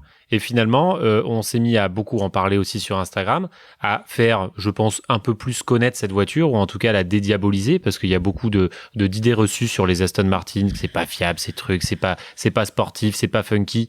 Alors qu'en fait, cette voiture, elle est tout à la fois, elle est fiable, elle est rock'n'roll, elle est sportive. Ah bon, à l'échelle d'Aston Martin, bien sûr. Elle est belle, elle est tout à la fois. Et donc, c'est l'un de nos best-sellers, et c'est une voiture qu'on affectionne particulièrement. Aussi bien que ça a fait remonter le marché de ces voitures. Et le marché n'est plus du tout ce que c'était ce qu'il était il y a 3 ans. Là, maintenant, les V12 Vantage, ça se vend très vite, très bien. Et le prix a même un petit peu remonté. Alors, on va pas dire que c'est grâce à nous, hein, ou à cause de nous, mais en tout cas, nous... Si on a permis au moins de faire connaître une très bonne auto, qui était un peu dans les noirceurs, alors que c'est une caisse qui mérite d'être dans la lumière, clairement. Étonnamment, il y en a peu sur le marché maintenant. Les voitures se vendent presque en off. Il y en a peu. D'ailleurs, nous, en stock, sur le marché européen. Sur le marché européen. Pour en venir un peu aux anecdotes, on en parlait de votre première auto, la 458. Est-ce que vous avez d'autres anecdotes ou galères un peu, je sais pas, des acheteurs qui vous posent des questions peut-être complètement... Franchement, il y en aurait trop. Il y en aurait trop, mais quelles sont peut-être les plus marquantes? Ça, on fera un livre, je pense. On fera un livre. mais quand Ou un film. Quand on aura arrêté ce métier. Non, mais sans vous mettre dans la panade, mais des anecdotes un peu marquantes qui vous restent en tête. Enfin, malheureusement, on est dans un univers qui fait beaucoup rêver. Et là, bon, ça va pas être... nous, ça nous agace fortement, mais on a beaucoup de rêveurs, malgré tout. Des gens qui viennent, qui même signent des bons... Mais ça paraît dingue, hein. Les gens ne croient même pas quand on raconte ça, mais des gens qui viennent, qui font une visite, qui font un essai, qui signent un bon de commande, et qui laissent ta pièce d'identité, et qui ensuite disparaissent, ne donnent plus jamais de nouvelles. D'accord. Parce qu'ils s'engagent, c'est une promesse d'achat en fait. Bien sûr, un contrat, c'est un contrat, bien sûr. Mais après, nous, on n'est pas procédurier, on n'est pas. Voilà. Qu'est-ce que tu vas perdre ton temps à aller attaquer un mec? Nous, c'est notre métier, c'est notre passion. On n'a pas que ça à faire de prendre des avocats, de poursuivre quelqu'un parce qu'il nous a fait perdre notre temps. Mais c'est vrai que alors j'espère que ça va pas donner des idées à certains. Mais tu veux dire que c'est des gens qui prennent ça pour des tours de manège en fait? Bien sûr. Alors et puis c'est plus malsain que ça. Ils se font passer pour des gens qui ne sont pas. D'accord. Et qui t'inventent des histoires. Et nous, en fait, la complexité, c'est que on ne connaît pas tout le monde et que quand il y a des gens qui se pointent pour acheter une auto, on ne peut pas être trop dans le jugement ou dans l'analyse ou les envoyer péter. On peut pas. En fait, on est obligé de recevoir les gens. Ouais, on est obligé de recevoir les gens tels qu'ils sont et puis de les croire au pied de la lettre la plupart du temps, parce que sinon ils vont se dire mais pour qui ils se prennent. On peut pas leur demander leur avis d'impôt ou des choses comme ça. Aujourd'hui, moteurs essence, donc de vendre des voitures à plusieurs centaines de milliers d'euros et on peut pas faire un face control, même si malheureusement il est quand même un minimum nécessaire, puisque tout le monde ne peut pas non plus rentrer, venir se promener, faire des essais. Donc on est sans arrêt dans cette analyse de savoir si les gens sont plus ou moins sérieux, par expérience, non pas par dédain ou par snobisme. C'est simplement parce qu'en fait, au réel, derrière, on a plein de gens. Moi, je me rappelle effectivement, Pierre a parlé de cette anecdote, d'avoir passé 2 heures avec un mec qui m'a signé un bon de commande pour une Corvette, en me disant qu'il avait une Aventador, un truc, un machin, qu'il faisait le virement, que l'argent allait arriver, et puis en fait, tout ça, c'était du flan, et ça a duré 15 jours. Et les mecs, ils tiennent le mytho en plus. C'est-à-dire que, mais oui, j'ai bien fait, c'était fait à 16 heures. C'est des professionnels, quoi. Oui, mais en plus, ça n'aboutit à rien. Ils n'ont aucun bénéfice, hormis le fait de s'être assis dans une voiture et de s'être fait passer pour quelqu'un qui allait acheter une voiture chère. Mais après, c'est bon. Et donc, comme ça, c'est d'ailleurs pour ça qu'on est, nous, c'est une fois de plus, c'est pas du snobisme ou du dédain, mais on est uniquement sur rendez-vous ici. Et les gens qui rentrent ici ont forcément appelé avant et ont forcément discuté avec nous. Et c'est déjà, ça fait partie du processus. Mais même nous, ça nous permet aussi de voir à peu près le sérieux, de qualifier le client. Oui, puis c'est normal qu'il y ait des ratés de temps en temps. Enfin, vous pouvez pas même, tout anticiper. Même nous, alors pour rebondir aussi sur le côté uniquement sur rendez-vous, c'est on aime passer du temps avec nos clients. Donc on peut pas être ouvert comme une concession, c'est-à-dire avoir le samedi après-midi 15 personnes en même temps dans le showroom. Ça nous arrive, c'est chaud. Oui, ça nous arrive parce que parfois il y a plusieurs rendez-vous qui se chevauchent parce qu'on passe du temps justement. Mais on aime passer du temps. Une fois de plus, on aime offrir une vraie expérience à un client, lui expliquer tout, discuter parfois pendant plusieurs heures, mais ça reste un plaisir pour nous. Mais c'est sûr qu'on peut pas avoir 12 visites en même temps de gens qui viennent juste voir des voitures. Ce qui est pourtant dommage, parce que je me revois quand j'avais 10 ans, j'aurais rêvé d'avoir un garage comme celui-là à côté de chez moi, et c'est sûr que tous les samedis, j'aurais sonné à la porte pour venir voir les voitures. Donc nous, on ouvre quand même parfois. Et en plus, on est assez accessible sur notre communication, sur la manière de faire, donc les gens s'imaginent, tiens, ils sont top, et ils nous tutoient direct. C'est assez marrant ce lien d'ailleurs. C'est vrai que c'est pour ça que c'est génial d'avoir une passion, mais parfois c'est aussi très difficile parce que cette passion, nous, c'est notre métier. Et c'est ce que certains ne comprennent pas. Ils pensent qu'ils vont venir ici pour discuter pendant 3 heures et puis repartir comme s'ils avaient bu un verre avec un pote. On travaille, ce que Pierre, on n'a pas abordé ce sujet non plus, mais nous, ce que les gens regardent sur Instagram et voient et ce qu'ils trouvent fun et sympa, nous, c'est notre quotidien depuis déjà longtemps. C'est beaucoup de responsabilités, mais c'est aussi des horaires très importants. Il suffit de parler à mon épouse ou à la copine de Pierre pour savoir qu'effectivement, on n'est pas là de 9h à 21h à la plupart des jours et qu'on fait 6 sur 7. Et donc, du coup, les gens, et encore, effectivement, mais les gens se rendent pas forcément suffisamment compte de ça, et donc quand ils viennent et qu'ils n'y sont pas forcément invités, c'est autant de temps qu'ils vont décaler le reste des choses qu'on a à faire. Puis c'est pas votre rôle de le montrer non plus, parce que l'idée, encore une fois, c'est d'être sur l'expérience, donc là un peu la magie, et de pas montrer les coulisses, etc. Mais c'est marrant parce que vous parliez de ça, parce que c'est l'alliance aussi entre le moment où ta passion devient ton travail, donc entre guillemets, tu travailles plus, sauf quand tu fais de la comptage, j'imagine, ou de l'administratif, là, vous devez bien avoir l'impression de travailler. Dans notre métier, oui, c'est ça. Justement. Énormément, on faisait le calcul meilleur, on faisait des petits ratios, mais effectivement, je pense que à 60-70% du temps, on fait de l'admin. Et 30% du temps, on fait un peu de com et de la vente. Et aujourd'hui, c'est pour ça qu'on se densifie sur la structure pour effectivement gagner plus de temps en disponibilité pour faire ce genre de choses comme on est en train de faire maintenant. Et aussi vendre des autos qui est la base de notre métier. Ouais. Mais c'est aussi parce qu'on est une jeune boîte et une boîte dynamique, et que Silver et moi, on aime ce métier, donc on aime le faire de tous les côtés. C'est-à-dire que effectivement, c'est très rébarbatif, l'administratif, mais c'est aussi extrêmement important. Et on est une boîte qui est en train de se structurer. Là, on a embauché une assistante qui arrive dans un mois. Félicitations. Félicitations à elle d'ailleurs. On a hâte qu'elle arrive d'ailleurs.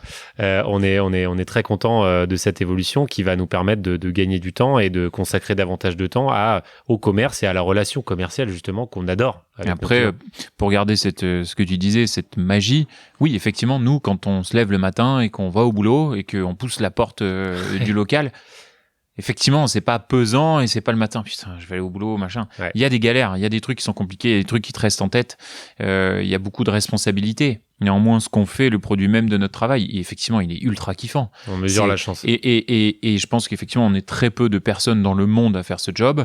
Et effectivement, et en plus, sachant qu'on part de à peu près rien. Donc aujourd'hui, moi, par exemple, un truc qui m'a choqué, parce que on a la tête dans le guidon et on se rend pas forcément compte des choses. Mon père, personnellement, c'est un peu personnel, mais mon père, il est venu il y a 15 jours avec ma mère, et quand il a vu le local, quand il a vu le nombre de voitures, il y a ces tableaux d'ailleurs qui sont au mur, il a pleuré, mon père. Et c'était vachement bizarre pour moi, vachement surprenant. Et en fait, c'est là où, quelque part, on sort un peu la tête du guidon, tu vois, et puis on prend un peu de recul et on se dit, putain, déjà, c'est bien ce qu'on a accompli, il reste encore beaucoup de choses à faire.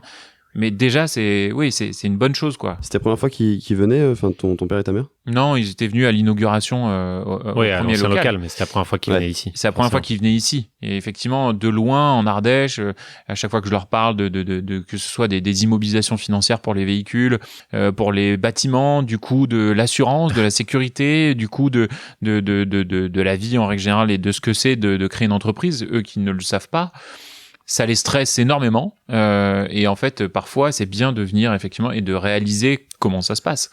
Et voilà, effectivement, c'est un peu particulier, mais c'est quand même, je sais pas, c'est passionnant, quoi. C'est carrément passionnant. Et ça me fait penser à quelque chose, parce que ma mère aussi est artiste à côté, donc c'est marrant le parallèle.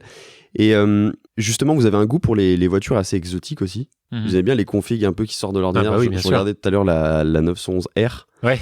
Elle est hallucinante. Ouais.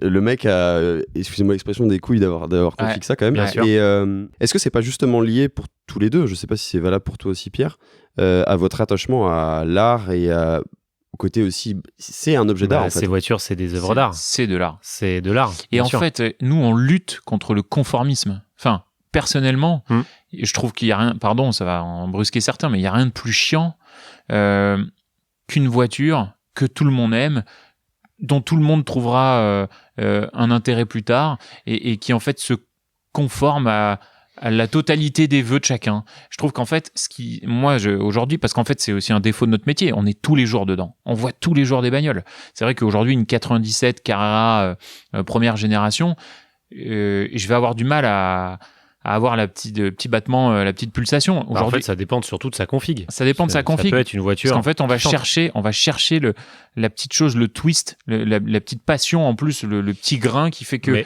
on n'a pas voulu faire comme les autres. C'est aussi l'expérience qui fait ça. C'est que on est très souvent confronté à des gens ici qui sont donc passionnés, qui viennent pour acheter une voiture, mais qui malheureusement pensent déjà lors de l'achat à la revente. Donc, par exemple, un client, on avait l'expérience l'autre jour d'un monsieur qui veut acheter une 991 Turbo S cabriolet, c'est déjà une superbe voiture, et il adore le bleu intérieur clair, c'est une superbe config. Le premier truc qu'il m'a dit, c'est « Ah ouais, mais attends, quand je vais la revendre, peut-être que noir, ce serait mieux. » Mais en fait, peut-être. Si tout le monde se dit ça, tout le monde prend du noir. Mais peut-être que c'est vrai ce qu'il dit. Mais il a les moyens, il a la chance d'avoir les moyens de vivre sa passion en s'achetant une belle voiture qu'il aime. Mais pourquoi ne pas en plus prendre la configuration qu'il aime ? Donc nous, vraiment, on essaie de travailler là-dessus, de leur montrer d'ailleurs au travers de notre Instagram que des voitures, même avec des configs spécifiques, ça se vend quand même. Même si parfois ça prend un tout petit peu plus de temps, mais peu importe, pendant ce temps-là, lui, il a kiffé sa voiture. Et en plus, là où, en fait, ceux qui nous écoutent peuvent se dire ouais, ils sont bien sympas de dire ça, mais au moment de la revente, il va quand même prendre une olive. Oui, nous, au contraire, en fait, c'est pas au contraire, parce qu'on va pas survaloriser une config qui est bizarre. Mais une config originale, on va la reprendre au tarif d'une auto qui est configurée comme les autres, et parfois mieux si elle a une couleur plus rare. Ouais. En fait, aujourd'hui, nous, on met en avant ça. Ça fait la différence. On ne pénalise pas ça. C'est-à-dire qu'un mec qui vient avec une config, hormis s'il a du rose et du bleu, ou s'il a fait un truc horrible, parce qu'il y a quand même une histoire de bon goût là-dedans. Toujours subjectif, mais il y a toujours une base. Il y a quand même une base où tout le monde est d'accord à un moment donné. Des fois, avec Pierre, on n'est pas d'accord. On se dit, tiens, là, c'est un peu chaud quand même. Mais il y a quand même une base de bon goût, c'est-à-dire que ce soit dans la mode, que ce soit dans l'art, on est parfois à un moment donné, même si tout est subjectif, il y a un point central où on se dit ça c'est pas mal. Ça c'est un peu risqué, mais c'est pas mal. On va trouver d'autres personnes qui vont trouver ça de bon goût. C'est effectivement un turnover qui est plus long qu'une 911 noir, mais par contre, on va toucher quelqu'un qui... Ou pas d'ailleurs, hein, parfois. Ouais, ou pas. Des fois, justement, la config fait que ça se vend tout de suite. Parce que justement, il y a la personne qui cherche ce truc. Voilà, et qui la trouve pas ailleurs. Il n'y a pas d'autre choix en Europe. Voilà, il y en a une comme ça. Une création de coup de cœur qui va se faire encore plus fort. On est au coup de cœur. Ouais, c'est ça. Ouais. On est au coup de cœur. Moi, tu vois, je cherche une McLaren 600 LT, par exemple. Si on me sort une config violette avec un intérieur noir, eh ben, je vais trouver ça génial. Après, je vais chercher les bons sièges, je vais chercher... Tu vois, c'est vraiment... En fait, à chaque fois, avec Pierre, on se met à la place du mec... Parce que nous, on a envie de plein de voitures, tout le temps. En fait, on se met à la place du mec qui voudrait vraiment ça et la garder. Et à chaque fois, quand on doit acheter une caisse en stock, hormis si c'est vraiment une affaire qui est géniale, mais à chaque fois, on essaie de trouver la config qui nous fait rêver pour la vendre à quelqu'un qui lui fera rêver. Enfin, c'est vraiment ça le trajet. Par exemple, pour revenir sur l'exemple de la 911R, c'est selon vous, parce qu'elle n'est pas encore vendue, si j'ai bien compris. Non, pas encore, là, pas annoncé. C'est une voiture qui va rester aussi longtemps, par exemple, qu'une Viper ou qu'une Wiesmann. Ça, on peut pas le savoir, on peut pas puis l'anticiper, mais c'est sûr que c'est une Porsche, donc ça va toucher déjà beaucoup plus de monde.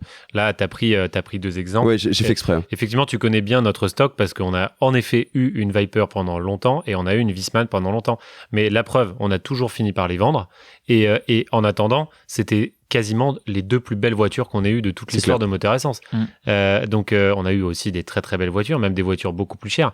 Mais cette Viper, jusqu'au dernier jour, jusqu'à la minute de la livraison, on l'a regardée, on s'est dit, mais c'est quoi ce truc tellement elle est belle. Financièrement, c'était une vraie douleur. Ouais. Ça a été une galère, puisqu'on l'a porté pendant un an. On a perdu 10 000 euros. Par une incompréhension des gens vis-à-vis de ce produit, principalement. Une méconnaissance. Méconnaissance Surtout. et incompréhension. Parce beaucoup de clichés aussi, j'imagine. Beaucoup de clichés, mais Exactement. c'est une caisse de Barjo, cette voiture, hein, vraiment. En ligne, comme en moteur, enfin, c'est complètement préhistorique et en même temps, c'est très moderne. Enfin, c'est plein d'émotions. C'est énorme comme voiture, c'est énorme, voilà.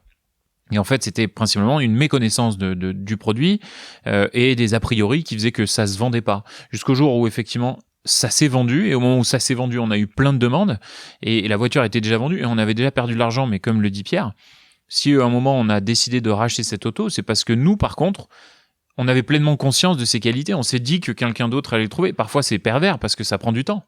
Mais on est capable de faire ces choix-là. On a fait encore ce choix-là sur par exemple une Dallara Stradale. Si tu te poses la question 3 secondes de ce que c'est cette auto sans juger à l'emporte-pièce le fait qu'il y ait un 4 cylindres par exemple dans cette voiture, si tu conçois la conception, si tu expérimentes la conduite et si tu te déplaces à l'usine et si tu comprends le travail qui a été fait de mettre sur cette voiture, sur des concepteurs qui sont géniaux et qui font ça depuis très longtemps et dans les meilleures disciplines, en fait, tu comprends. Et à ce moment-là, tu peux acheter. Et effectivement, par contre, si tu t'adresses à des gens qui sont là pour changer de voiture tous les 2 mois et qui n'ont pas vraiment d'attachement à l'histoire ou au produit, ça va pas matcher. Il y a une question en fait de comment rendre abordable justement ce produit, pas abordable financièrement, mais abordable dans sa compréhension en fait. Et c'est là où tu t'adresses à peu de gens quand même. Une fois de plus, c'est souvent la peur de la revente qui bloque certains clients. Parce que cette Dallara Stradale, comme le dit Silver, l'expérience, elle est incomparable avec quasiment aucune voiture. C'est un proto du Mans éligible sur la route. Voilà, tout simplement. Fiabilisé, mis au point. Et le problème, c'est que tous nos clients qui passent ici la trouvent sublime. Tous nos clients entendent nos arguments. Mais en fait, c'est toujours le même argument. C'est ah ouais, mais quand je vais la revendre, comment ça va se passer? Oui, d'accord, peut-être. Mais en fait, déjà, quand il voudra la revendre, nous, on la rachètera comme on l'a acheté. Elle est à nous, c'est un stock. Et deuxièmement, en attendant de la revendre, elle va être à vous. Et vous allez adorer cette voiture. Ce sera sûrement la meilleure expérience de votre vie. Donc, il est là l'argumentaire. C'est là la plus grosse difficulté de notre métier, c'est d'arriver à sortir des idées, très souvent des idées reçues, de la tête de nos clients et leur faire comprendre que s'ils sont passionnés et s'ils veulent s'acheter une voiture, autant aller au bout du truc et se faire vraiment plaisir. C'est aussi rejoindre la passion telle qu'on la vit et le côté business, investissement. Chacun est attaché à son argent. Personne n'aime perdre de l'argent, mais il faut savoir que la voiture, à la base, c'est un produit de consommation, qu'il y a eu des effets de marché, qu'il y a des autos très rares, etc. Et c'est un produit de consommation qui doit correspondre à des attentes ou à des envies, et pas à une revente potentielle. Mais malheureusement, aujourd'hui, on est dans un marché un petit peu compliqué et les gens se font du mal, souvent, vraiment. Et pourtant, ils se font du mal lorsqu'ils achètent des voitures. On est mal placé pour tenir ce discours. Nous, c'est notre métier. Et tu vois, on tient finalement le discours le plus risqué pour une société comme la nôtre.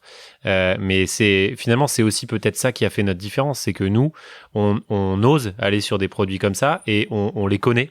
Et on sait en parler avec nos clients, les rares propriétaires de voitures très spécifiques. Ouais, c'est l'authenticité. Je pense que pour résumer, c'est acheter plaisir. Ça veut pas dire ne pas acheter intelligent. Tu peux trouver ce petit arbitrage entre les deux. On a pas mal parlé du garage. On va y revenir un petit peu sur l'évolution et justement sur votre nouveau showroom.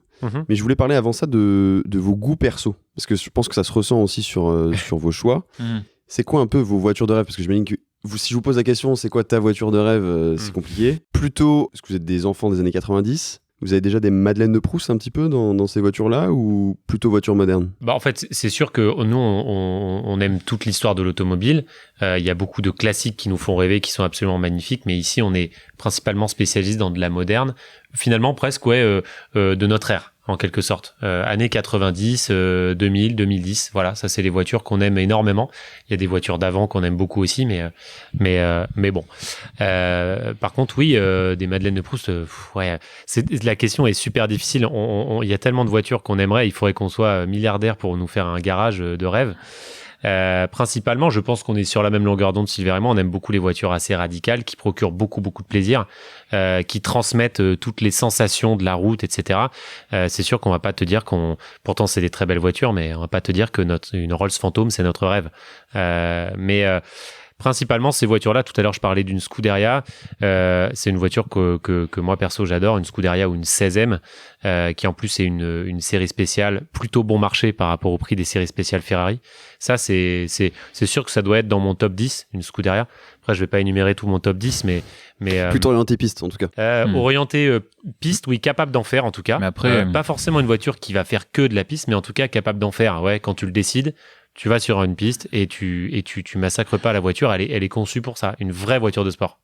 Après, rétrospectivement, je pense que c'est aussi en rapport avec ce qu'on lisait plus jeune. Enfin, Sport Auto et d'autres magazines ont aussi cette vision du light is right et des voitures qui transmettent des émotions de conduite principalement. Et nous, on est conducteur.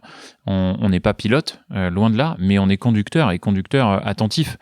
Et effectivement, ce qu'on cherche, c'est vraiment de l'émotion. Et c'est de la passion. Alors après, moi, personnellement, j'ai peu d'affection pour les autos avant les années 70-80. Ça m'intéresse pas beaucoup. Enfin, je sais pas, c'est pas... C'est sûrement lié à ta génération aussi. Hein. Peut-être, mais c'est surtout lié à ce que j'éprouve au volant de ces autos quand je les conduis. Je trouve que c'est de très beaux objets, magnifiques, peut-être souvent bien plus beaux que les autos d'aujourd'hui, plus élégants. Par contre, en termes de conduite, moi qui aime bien les remontées d'informations dans la direction, les boîtes très bien étagées avec du verrouillage précis, des inscriptions en châssis qui sont top, des freins endurants, je retrouve pas ça dans ces autos-là. Du coup, ça ne m'attire pas. Effectivement, par contre, j'aime les autos très connectées et très... Je sais pas, alors je suis pas porschiste devant l'éternel, mais il y a certaines Porsche que j'adore. C'est vrai que je trouve que les 97 RS 3 litres 8 en 450 chevaux, je trouve que c'est une excellente voiture. Je trouve qu'elle communique énormément, qu'elle est un peu brutale, un peu old school, en même temps moderne. Je trouve que le moteur est top, je trouve que le bruit est sympa. Et effectivement, j'ai l'impression que le paroxysme, le point culminant des autos pas trop bouffées par l'électronique, pas trop puissantes, ces années-là, exactement. Et en même temps qui communiquent vachement, qui sont en fait entre deux, entre l'ancien et le moderne, et le trop moderne.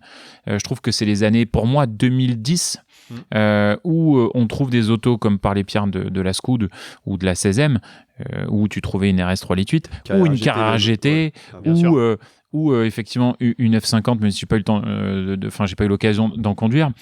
Ces autos-là, en fait, de ces années-là, un peu démentielles et en même temps très allégées, très radicales, sont pour moi parmi les meilleurs. Après, je suis toujours assez fan des productions qui sortent aujourd'hui. Je dois dire que effectivement encore on est jeune et tout ce qui est très connecté aujourd'hui et qui sort ultra moderne, même sur certaines hybridations, ça me fait pas peur, ça m'attire. Donc c'est nous, notre gamme, c'est la GT moderne. Moi personnellement, si j'avais un rêve, et pourtant c'est pas un rêve réalisé, j'ai jamais conduit, donc je pourrais pas dire c'est vraiment en fait c'est ce que je recherche, mais une Pagani Zonda Cinque Roadster, ça serait vraiment un truc de malade mental. J'allais venir pour vous demander un peu la voiture que vous rêveriez d'avoir dans le showroom. Je pense que celle-là en fait partie, je pense. Ça en fait partie. Après, ça reste, c'est des trucs quand on en parle, ça paraît tellement inaccessible, mais effectivement, si la question est posée, peu importe le budget, on partirait dans des Pagani ou dans des hypercars, mais je crois que je l'ai déjà dit dans une autre interview, moi visuellement et je pense mécaniquement, bon, ça reste une 812 décapotable, mais une SP1 ou une SP2, pour moi c'est l'une de mes plus grosses claques de ces dernières années, visuellement, même si après il y a eu plein d'autres speedster, voilà, comment elle s'appelle chez McLaren, je me souviens plus. La Elva. La Elva. Elva par exemple, c'est sublime. Même chez Aston. Chez Aston Martin, le speedster. Bon, il y a ça, moi j'adore. Et dernièrement, ils font des trucs. Ils ouvrent en fait ça des nous gammes. a fait plaisir de revoir parce que on est un peu nostalgique, comme le disait Silver, des années 2000-2010. Des voitures analogiques. Ouais. des voitures où je pense, 2000-2010, les concepteurs de ces voitures se posaient un peu moins de questions qu'aujourd'hui, le politiquement correct, les trucs, les machins. Et là, avec ces gammes de voitures là, un peu speedster, sans pare-brise, des trucs un peu dingues, j'ai l'impression que ils se sont à nouveau un petit peu lâchés. Et ça a fait plaisir aux passionnés qu'on est, quoi. Vraiment. Pour revenir dans le politiquement correct avec l'hybridation, il y a quand même eu 2 voitures que vous avez eues récemment en même temps, à savoir la 918 et la Ferrari, qui sont pas spécialement politiquement correctes, mais il y a une hybridation, donc ça colle. Ça colle. Est-ce que c'est un peu le moment le plus marquant pour vous depuis la création de Moteur Essence, d'avoir réuni ces 2 hypercars en même temps? Clairement, ça a été un step. Ah ouais. Ça a été un step parce que d'une part, c'était un rêve et ce sur quoi on tend, mais aussi parce que les gens réalisaient, au travers de ce que ça a dégagé aussi comme image, qu'on était capable et qu'on était susceptible et qu'il était facile, quelque part, de nous faire confiance sur ce genre d'auto. Sur de très grosses voitures. Et ça s'est répété, en fait, alors dans un espace-temps très court, parce qu'en fait, effectivement, en un mois et demi... C'était le hasard, finalement. On a eu des autos à plusieurs millions d'euros. 2 918, une la Ferrari, puis après, il y a eu la Carrera GT, etc. Et puis, il y en aura d'autres qui vont suivre, on l'espère. Peut-être la P1 bientôt. Pourquoi pas? Peut-être, oui. Pourquoi pas? Ouais. En voiture qu'on aime beaucoup, et d'ailleurs qu'on n'a jamais eu l'occasion d'essayer, mais certains clients propriétaires de ces voitures nous ont fait des retours d'expérience assez sensationnels. Mais oui, c'était un step, et puis c'était juste avant qu'on emménage ici. Il y a la vidéo d'Erwan qui est sortie juste à ce moment-là. Je l'ai regardé dans le train avant de... D'ailleurs, on était déçus parce que ça s'est mal goupillé. On aurait voulu faire les livraisons de ces 2 voitures ici. D'accord. Okay. Donc ça, c'est la vie. Malheureusement, le timing n'était pas le bon. Vous avez fait des photos aussi avec Kevin, avec qui je vais enregistrer un épisode prochainement aussi. Ouais, très sympa Kevin. Ouais, on voulait marquer un peu le coup. On prend pas beaucoup le temps de faire de la com comme d'autres structures où on va dans Paris se balader autour des monuments pour faire des belles photos. Effectivement, nous on vise le côté interne et l'efficacité. On n'a pas énormément de temps et c'est pour ça qu'on veut donner une identité, non pas au travers de l'extérieur, mais au travers de l'intérieur. L'identité de Moteur Essence, elle est au travers de maintenant, par exemple, ce nouveau mur LED ou au préalable le tableau qu'on avait qui était en fond et sur la communication qu'on amène. C'est pour ça qu'on a fait ces travaux aussi ici. Justement, par rapport à ce nouveau lieu, on en parlait un petit peu en off avant de reprendre, parce qu'on a fait une petite pause. C'est quoi un petit peu les ambitions? Parce que j'imagine qu'il y a des ambitions aussi derrière ce nouveau lieu. Quels sont un peu les projets de développement? En fait, comme je te le disais donc en off, c'est déjà on est très heureux d'avoir un outil de travail plus simple. Parce que notre ancien local, où on était locataire premièrement, alors qu'ici on a acheté, déjà c'est différent. Notre ancien local n'était pas si pratique que ça, les voitures étaient les unes sur les autres, alors qu'ici on arrive quand même à recevoir les gens dans de meilleures conditions. Donc on revient encore une fois à l'expérience client, qui font en gros le local fluidifie cette expérience client. Elle est plus simple aussi pour nous et elle est plus sensationnelle aussi pour le client. Et puis il y a aussi, ça peut être un petit peu stratégique, mais le fait que ouvertement on dise qu'on a acheté ce local, c'est quelque chose de positif dans les yeux d'un client. C'est-à-dire que c'est censé amener un peu plus de confiance. Ça soit une stabilité. Voilà, en fait. ça soit la stabilité. On est là pour longtemps. On n'est pas là pour faire du one shot, vendre des voitures pendant 3 ans et puis disparaître après avoir pris de l'argent. C'est vrai qu'on a peut-être cette mentalité un peu à l'américaine. On est à 2 doigts de vouloir publier nos comptes de résultats, nos bilans, parce que en fait, les gens parfois s'imaginent qu'on fait des fausses communications, qu'on fait des fausses livraisons parce qu'on a un turnover important. Il y a malheureusement des concurrents, et tant pis pour eux, j'ai envie de dire, qui ont été suffisamment vicieux pour essayer d'insinuer auprès de certains clients que notre activité n'était pas réelle. Donc aujourd'hui, nous, on est heureux de dire que oui, Moteur Essence fonctionne. Moteur Essence fonctionne plutôt bien, nous permet effectivement de développer la structure pour renforcer la qualité de ce qu'on fait. Et donc, l'avenir pour nous, c'est de continuer à livrer effectivement autant d'autos tout en préservant la qualité et en augmentant peut-être le panier moyen de Moteur Essence, même s'il a déjà monté et touché des hypercars comme on en parlait avant. Et en parallèle, et Pierre continuera aussi, je pense, sur le sujet, on est en train d'ouvrir une structure qui, elle, se dédiera plus aux young timers, c'est-à-dire nos années qu'on appelle young timers, mais les années 90. Les années 90, voilà. Où effectivement on aura un panier moyen plus bas, mais tout autant de passion. On va déléguer un peu le travail effectivement sur cette structure parce qu'on va rester nous sur Moteur Essence. Ça va s'appeler Forever Young. Ok. Si vous trouvez une Xara VTS première génération, ça m'intéresse. Voilà, tu vois, ce genre d'auto. On a déjà en stock sur Saxo Forever VTS, Young, une Saxo VTS. Voilà. Saxo Pas VTS. Xara, Mais ça, on a une alors section là, à 106 l'heure rallye, où on machin. enregistre le podcast, on n'a pas officialisé ça, on n'a encore Ok. parlé à personne, donc tu es Ouais. la première J'ai une personne à exclue. qui on en parle. Ouais. Ouais, exactement. Exact. Mais finalement, puisqu'on parlait de notre passion et de tout notre parcours, cette société, cette nouvelle structure part d'un raisonnement qui est quelles sont les voitures qui nous faisaient rêver quand on était gamin, années 90, quand on était dans notre campagne, dans nos campagnes Ouais, à mais tous les c'était deux. fondateur. Moi, je voyais passer Voilà. un mec en 106 rallye, je voyais passer Exactement. un mec avec une RS Cosworth, je sais Une pas. 206 RC. On voyait pas souvent des RS Cosworth Ouais, quand même. mais ça arrivait, des Mitsu Lancer, des Ouais. Sub. Et d'ailleurs, Enfin, je sais pas, et d'ailleurs, on s'en est jamais caché parce que même sur la structure moteur essence, il nous arrivait souvent de vendre des Ford Focus RS première génération, des 147. Alfa Romeo 147 GTA, des petites voitures. Et parfois, nos followers sur Instagram nous disent mais qu'est-ce que vous faites avec ça? En fait, on fait notre travail parce que c'est des voitures qu'on adore et qu'on a plaisir à vendre à des clients qui sont peut-être moins fortunés que ceux qui nous achètent une LaFerrari, mais tout aussi passionnés. En ouais, fait. on y trouve certes, il y a un intérêt financier, mais il y a surtout un intérêt parce que c'est ce qui nous a fait vibrer quand aussi on était plus jeunes, et c'est ce qui fait vibrer. Il y a des clients qui peuvent s'acheter des voitures à 300 000 et craquer complètement sur une caisse qui en valait 5 il y a pas 5 ans et qui aujourd'hui en vaut 15, mais parce qu'elle évoque quelque chose de très important chez eux. 205 GTI par Une exemple. 205 GTI. Ah oui, bien sûr. Et ça, en fait, pour nous, c'est important. Et au contraire de ce que certains peuvent penser, oui, on trouve que plus les clients dépensent d'argent, plus ils sont investis par la passion. Mais il y a souvent, malheureusement, des investissements qui sont d'ordre financier et des placements quand on atteint des sommes colossales. Mais il y a aussi des grands passionnés fous qui dépensent des sommes faramineuses dans des voitures parce qu'ils sont vraiment passionnés.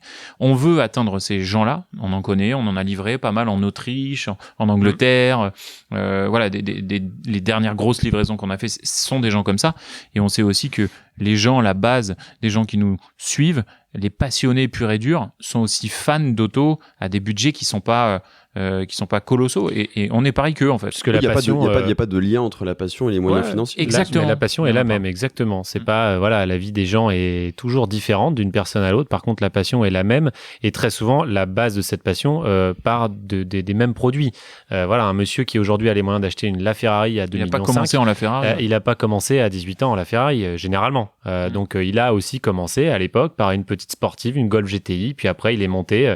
Et d'ailleurs, on en suit beaucoup des clients. On a des clients à qui on vendait des voitures il y a 3 ans, qui avaient 20 ans, qui achetaient des voitures à 50 000 et qui aujourd'hui nous achètent des voitures à 150. Et qui sait, dans 10 ans, il nous achètera peut-être une voiture à 700 000 euros. Et Ouais. c'est tout ce qu'on lui souhaite. Et d'ailleurs, j'en profite pour tirer aussi mon chapeau à tout, parce que la vie et la vue qu'ont les gens de l'automobile en France est parfois biaisée.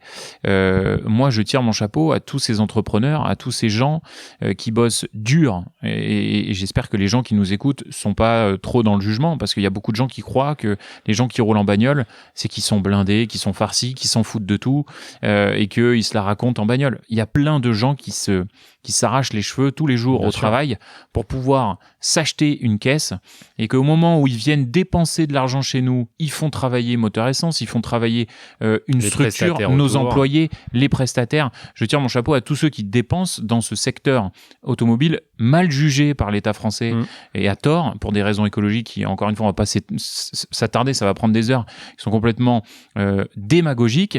Et aujourd'hui, en fait, ces gens-là, eux, sont à contre-courant, et en fait, ils dépensent de l'argent et ils nous font vivre, ils font vivre d'autres personnes, et pourtant, eux, ils travaillent aussi très fort de leur côté. Donc, il faut arrêter de penser que c'est des gens qui se la racontent. Quand on voit les mecs et c'est très rare, heureusement, mais qui tapent dans un rétroviseur ou qui crachent sur une voiture, ils se rendent pas compte du mal qu'ils font aux gens qui sont passionnés et qui se tapent pour réaliser des rêves. C'est des gens qui réalisent des rêves ici. Et Voilà. qui d'ailleurs, parfois, se mettent même en danger pour réaliser un rêve. Hein. On n'a pas que des gens qui sont fortunés et qui, quand ils achètent une voiture à 200 000, il leur reste 700 000 sur le compte. Hein. Pas du tout. Hein.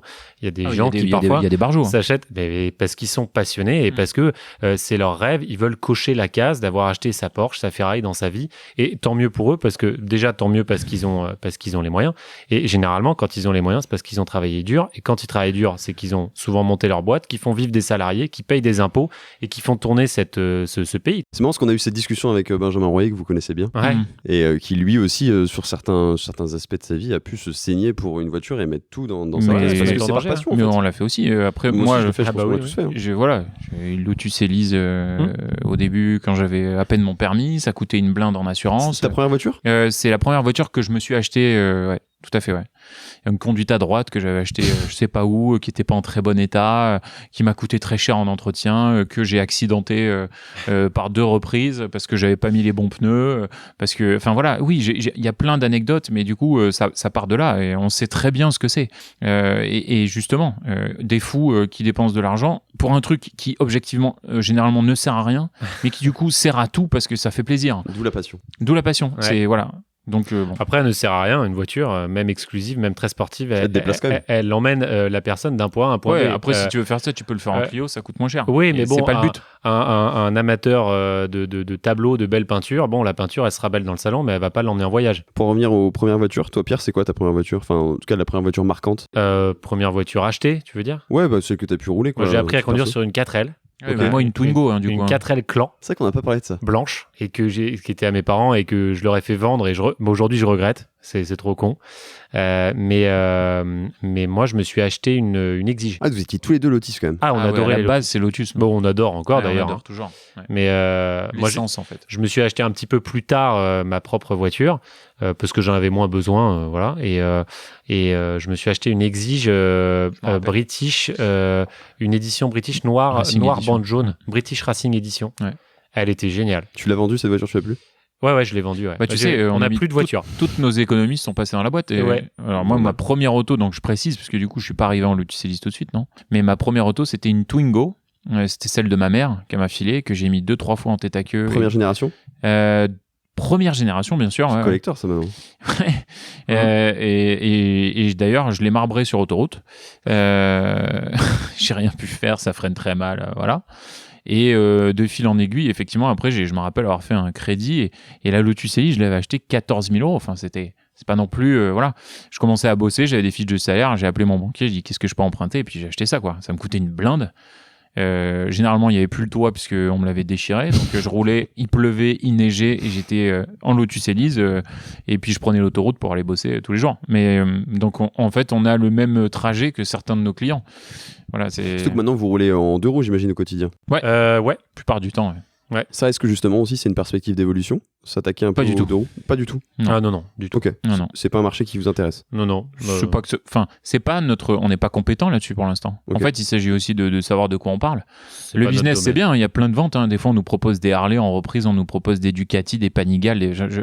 Mais en fait, c'est pas notre domaine de compétence. Ça serait sympa d'avoir une moto dans le showroom en haut là pour faire beau. Et puis voilà.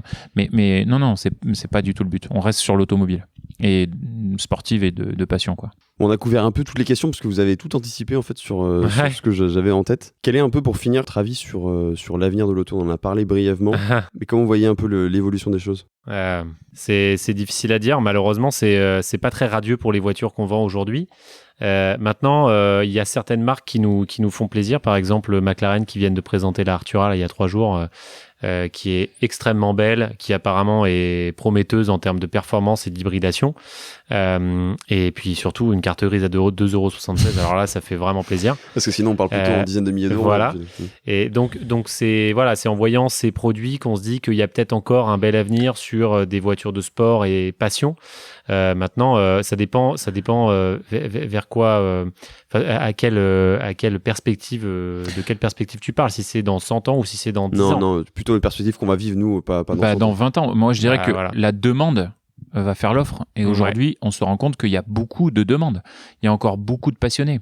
Donc, quoi qu'il arrive, l'automobile prendra un chemin différent, mais gardera une sportivité, il y aura toujours un moyen de se déplacer un peu différencié, qualitatif et qui fera rêver. Quand j'entends dire, Pierre m'avait parlé un moment qu'il voulait supprimer les miniatures pour que les enfants ne se disent Arrête pas d'être passionné de d'être voiture. passionné de voiture, Ouais. mais c'est scandaleux, je veux dire, Ouais. c'est horrible, c'est-à-dire que le moyen de se déplacer révolutionnaire dans l'histoire des hommes, alors il y a eu les chevaux, il y a eu tout ce qu'on veut, mais l'automobile c'est quand même un énorme point de notre civilisation qu'aujourd'hui on veut supprimer pour de bonnes raisons. À la base de l'écologie, c'est évidemment extrêmement important pour notre avenir.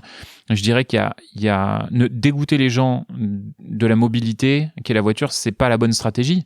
Surtout qu'il n'y a aucune infrastructure en face qui sont mises en place aujourd'hui pour changer en fait cette mobilité. Et je trouve que vu qu'il y a de la demande, les constructeurs vont s'adapter à ce qu'on leur impose et proposer des solutions innovantes. Mais ce qui fait rêver les gens et du coup ce qui fera vendre, c'est toujours un produit statutaire. Si des marques comme Renault s'impliquent encore en compétition, en Formule 1, si on fait toujours des concept cars sportifs, attrayants, c'est pour vendre des voitures plus basiques. C'est ce que font les constructeurs généralistes. C'est sûr que si, à la fin, ils ne font plus ces autos attractives, personne n'ira sur leur stand, puisqu'en fait, ce qu'on veut, c'est quand même rêver un moment. Et donc, il y aura toujours une partie de rêve pour moi dans l'automobile. Donc, l'avenir, certes, sera compliqué parce qu'on va changer d'énergie. Je ne pense pas que l'électrique soit l'avenir, d'ailleurs. On va certainement changer de carburant. Peut-être qu'on aura des carburants écologiques. Il y a le fameux carburant de synthèse, l'essence de synthèse sur lequel le Porsche travaille en soi. Alors, Porsche travaille, mais ce n'est pas les seuls. C'est-à-dire qu'en Formule 1, depuis que...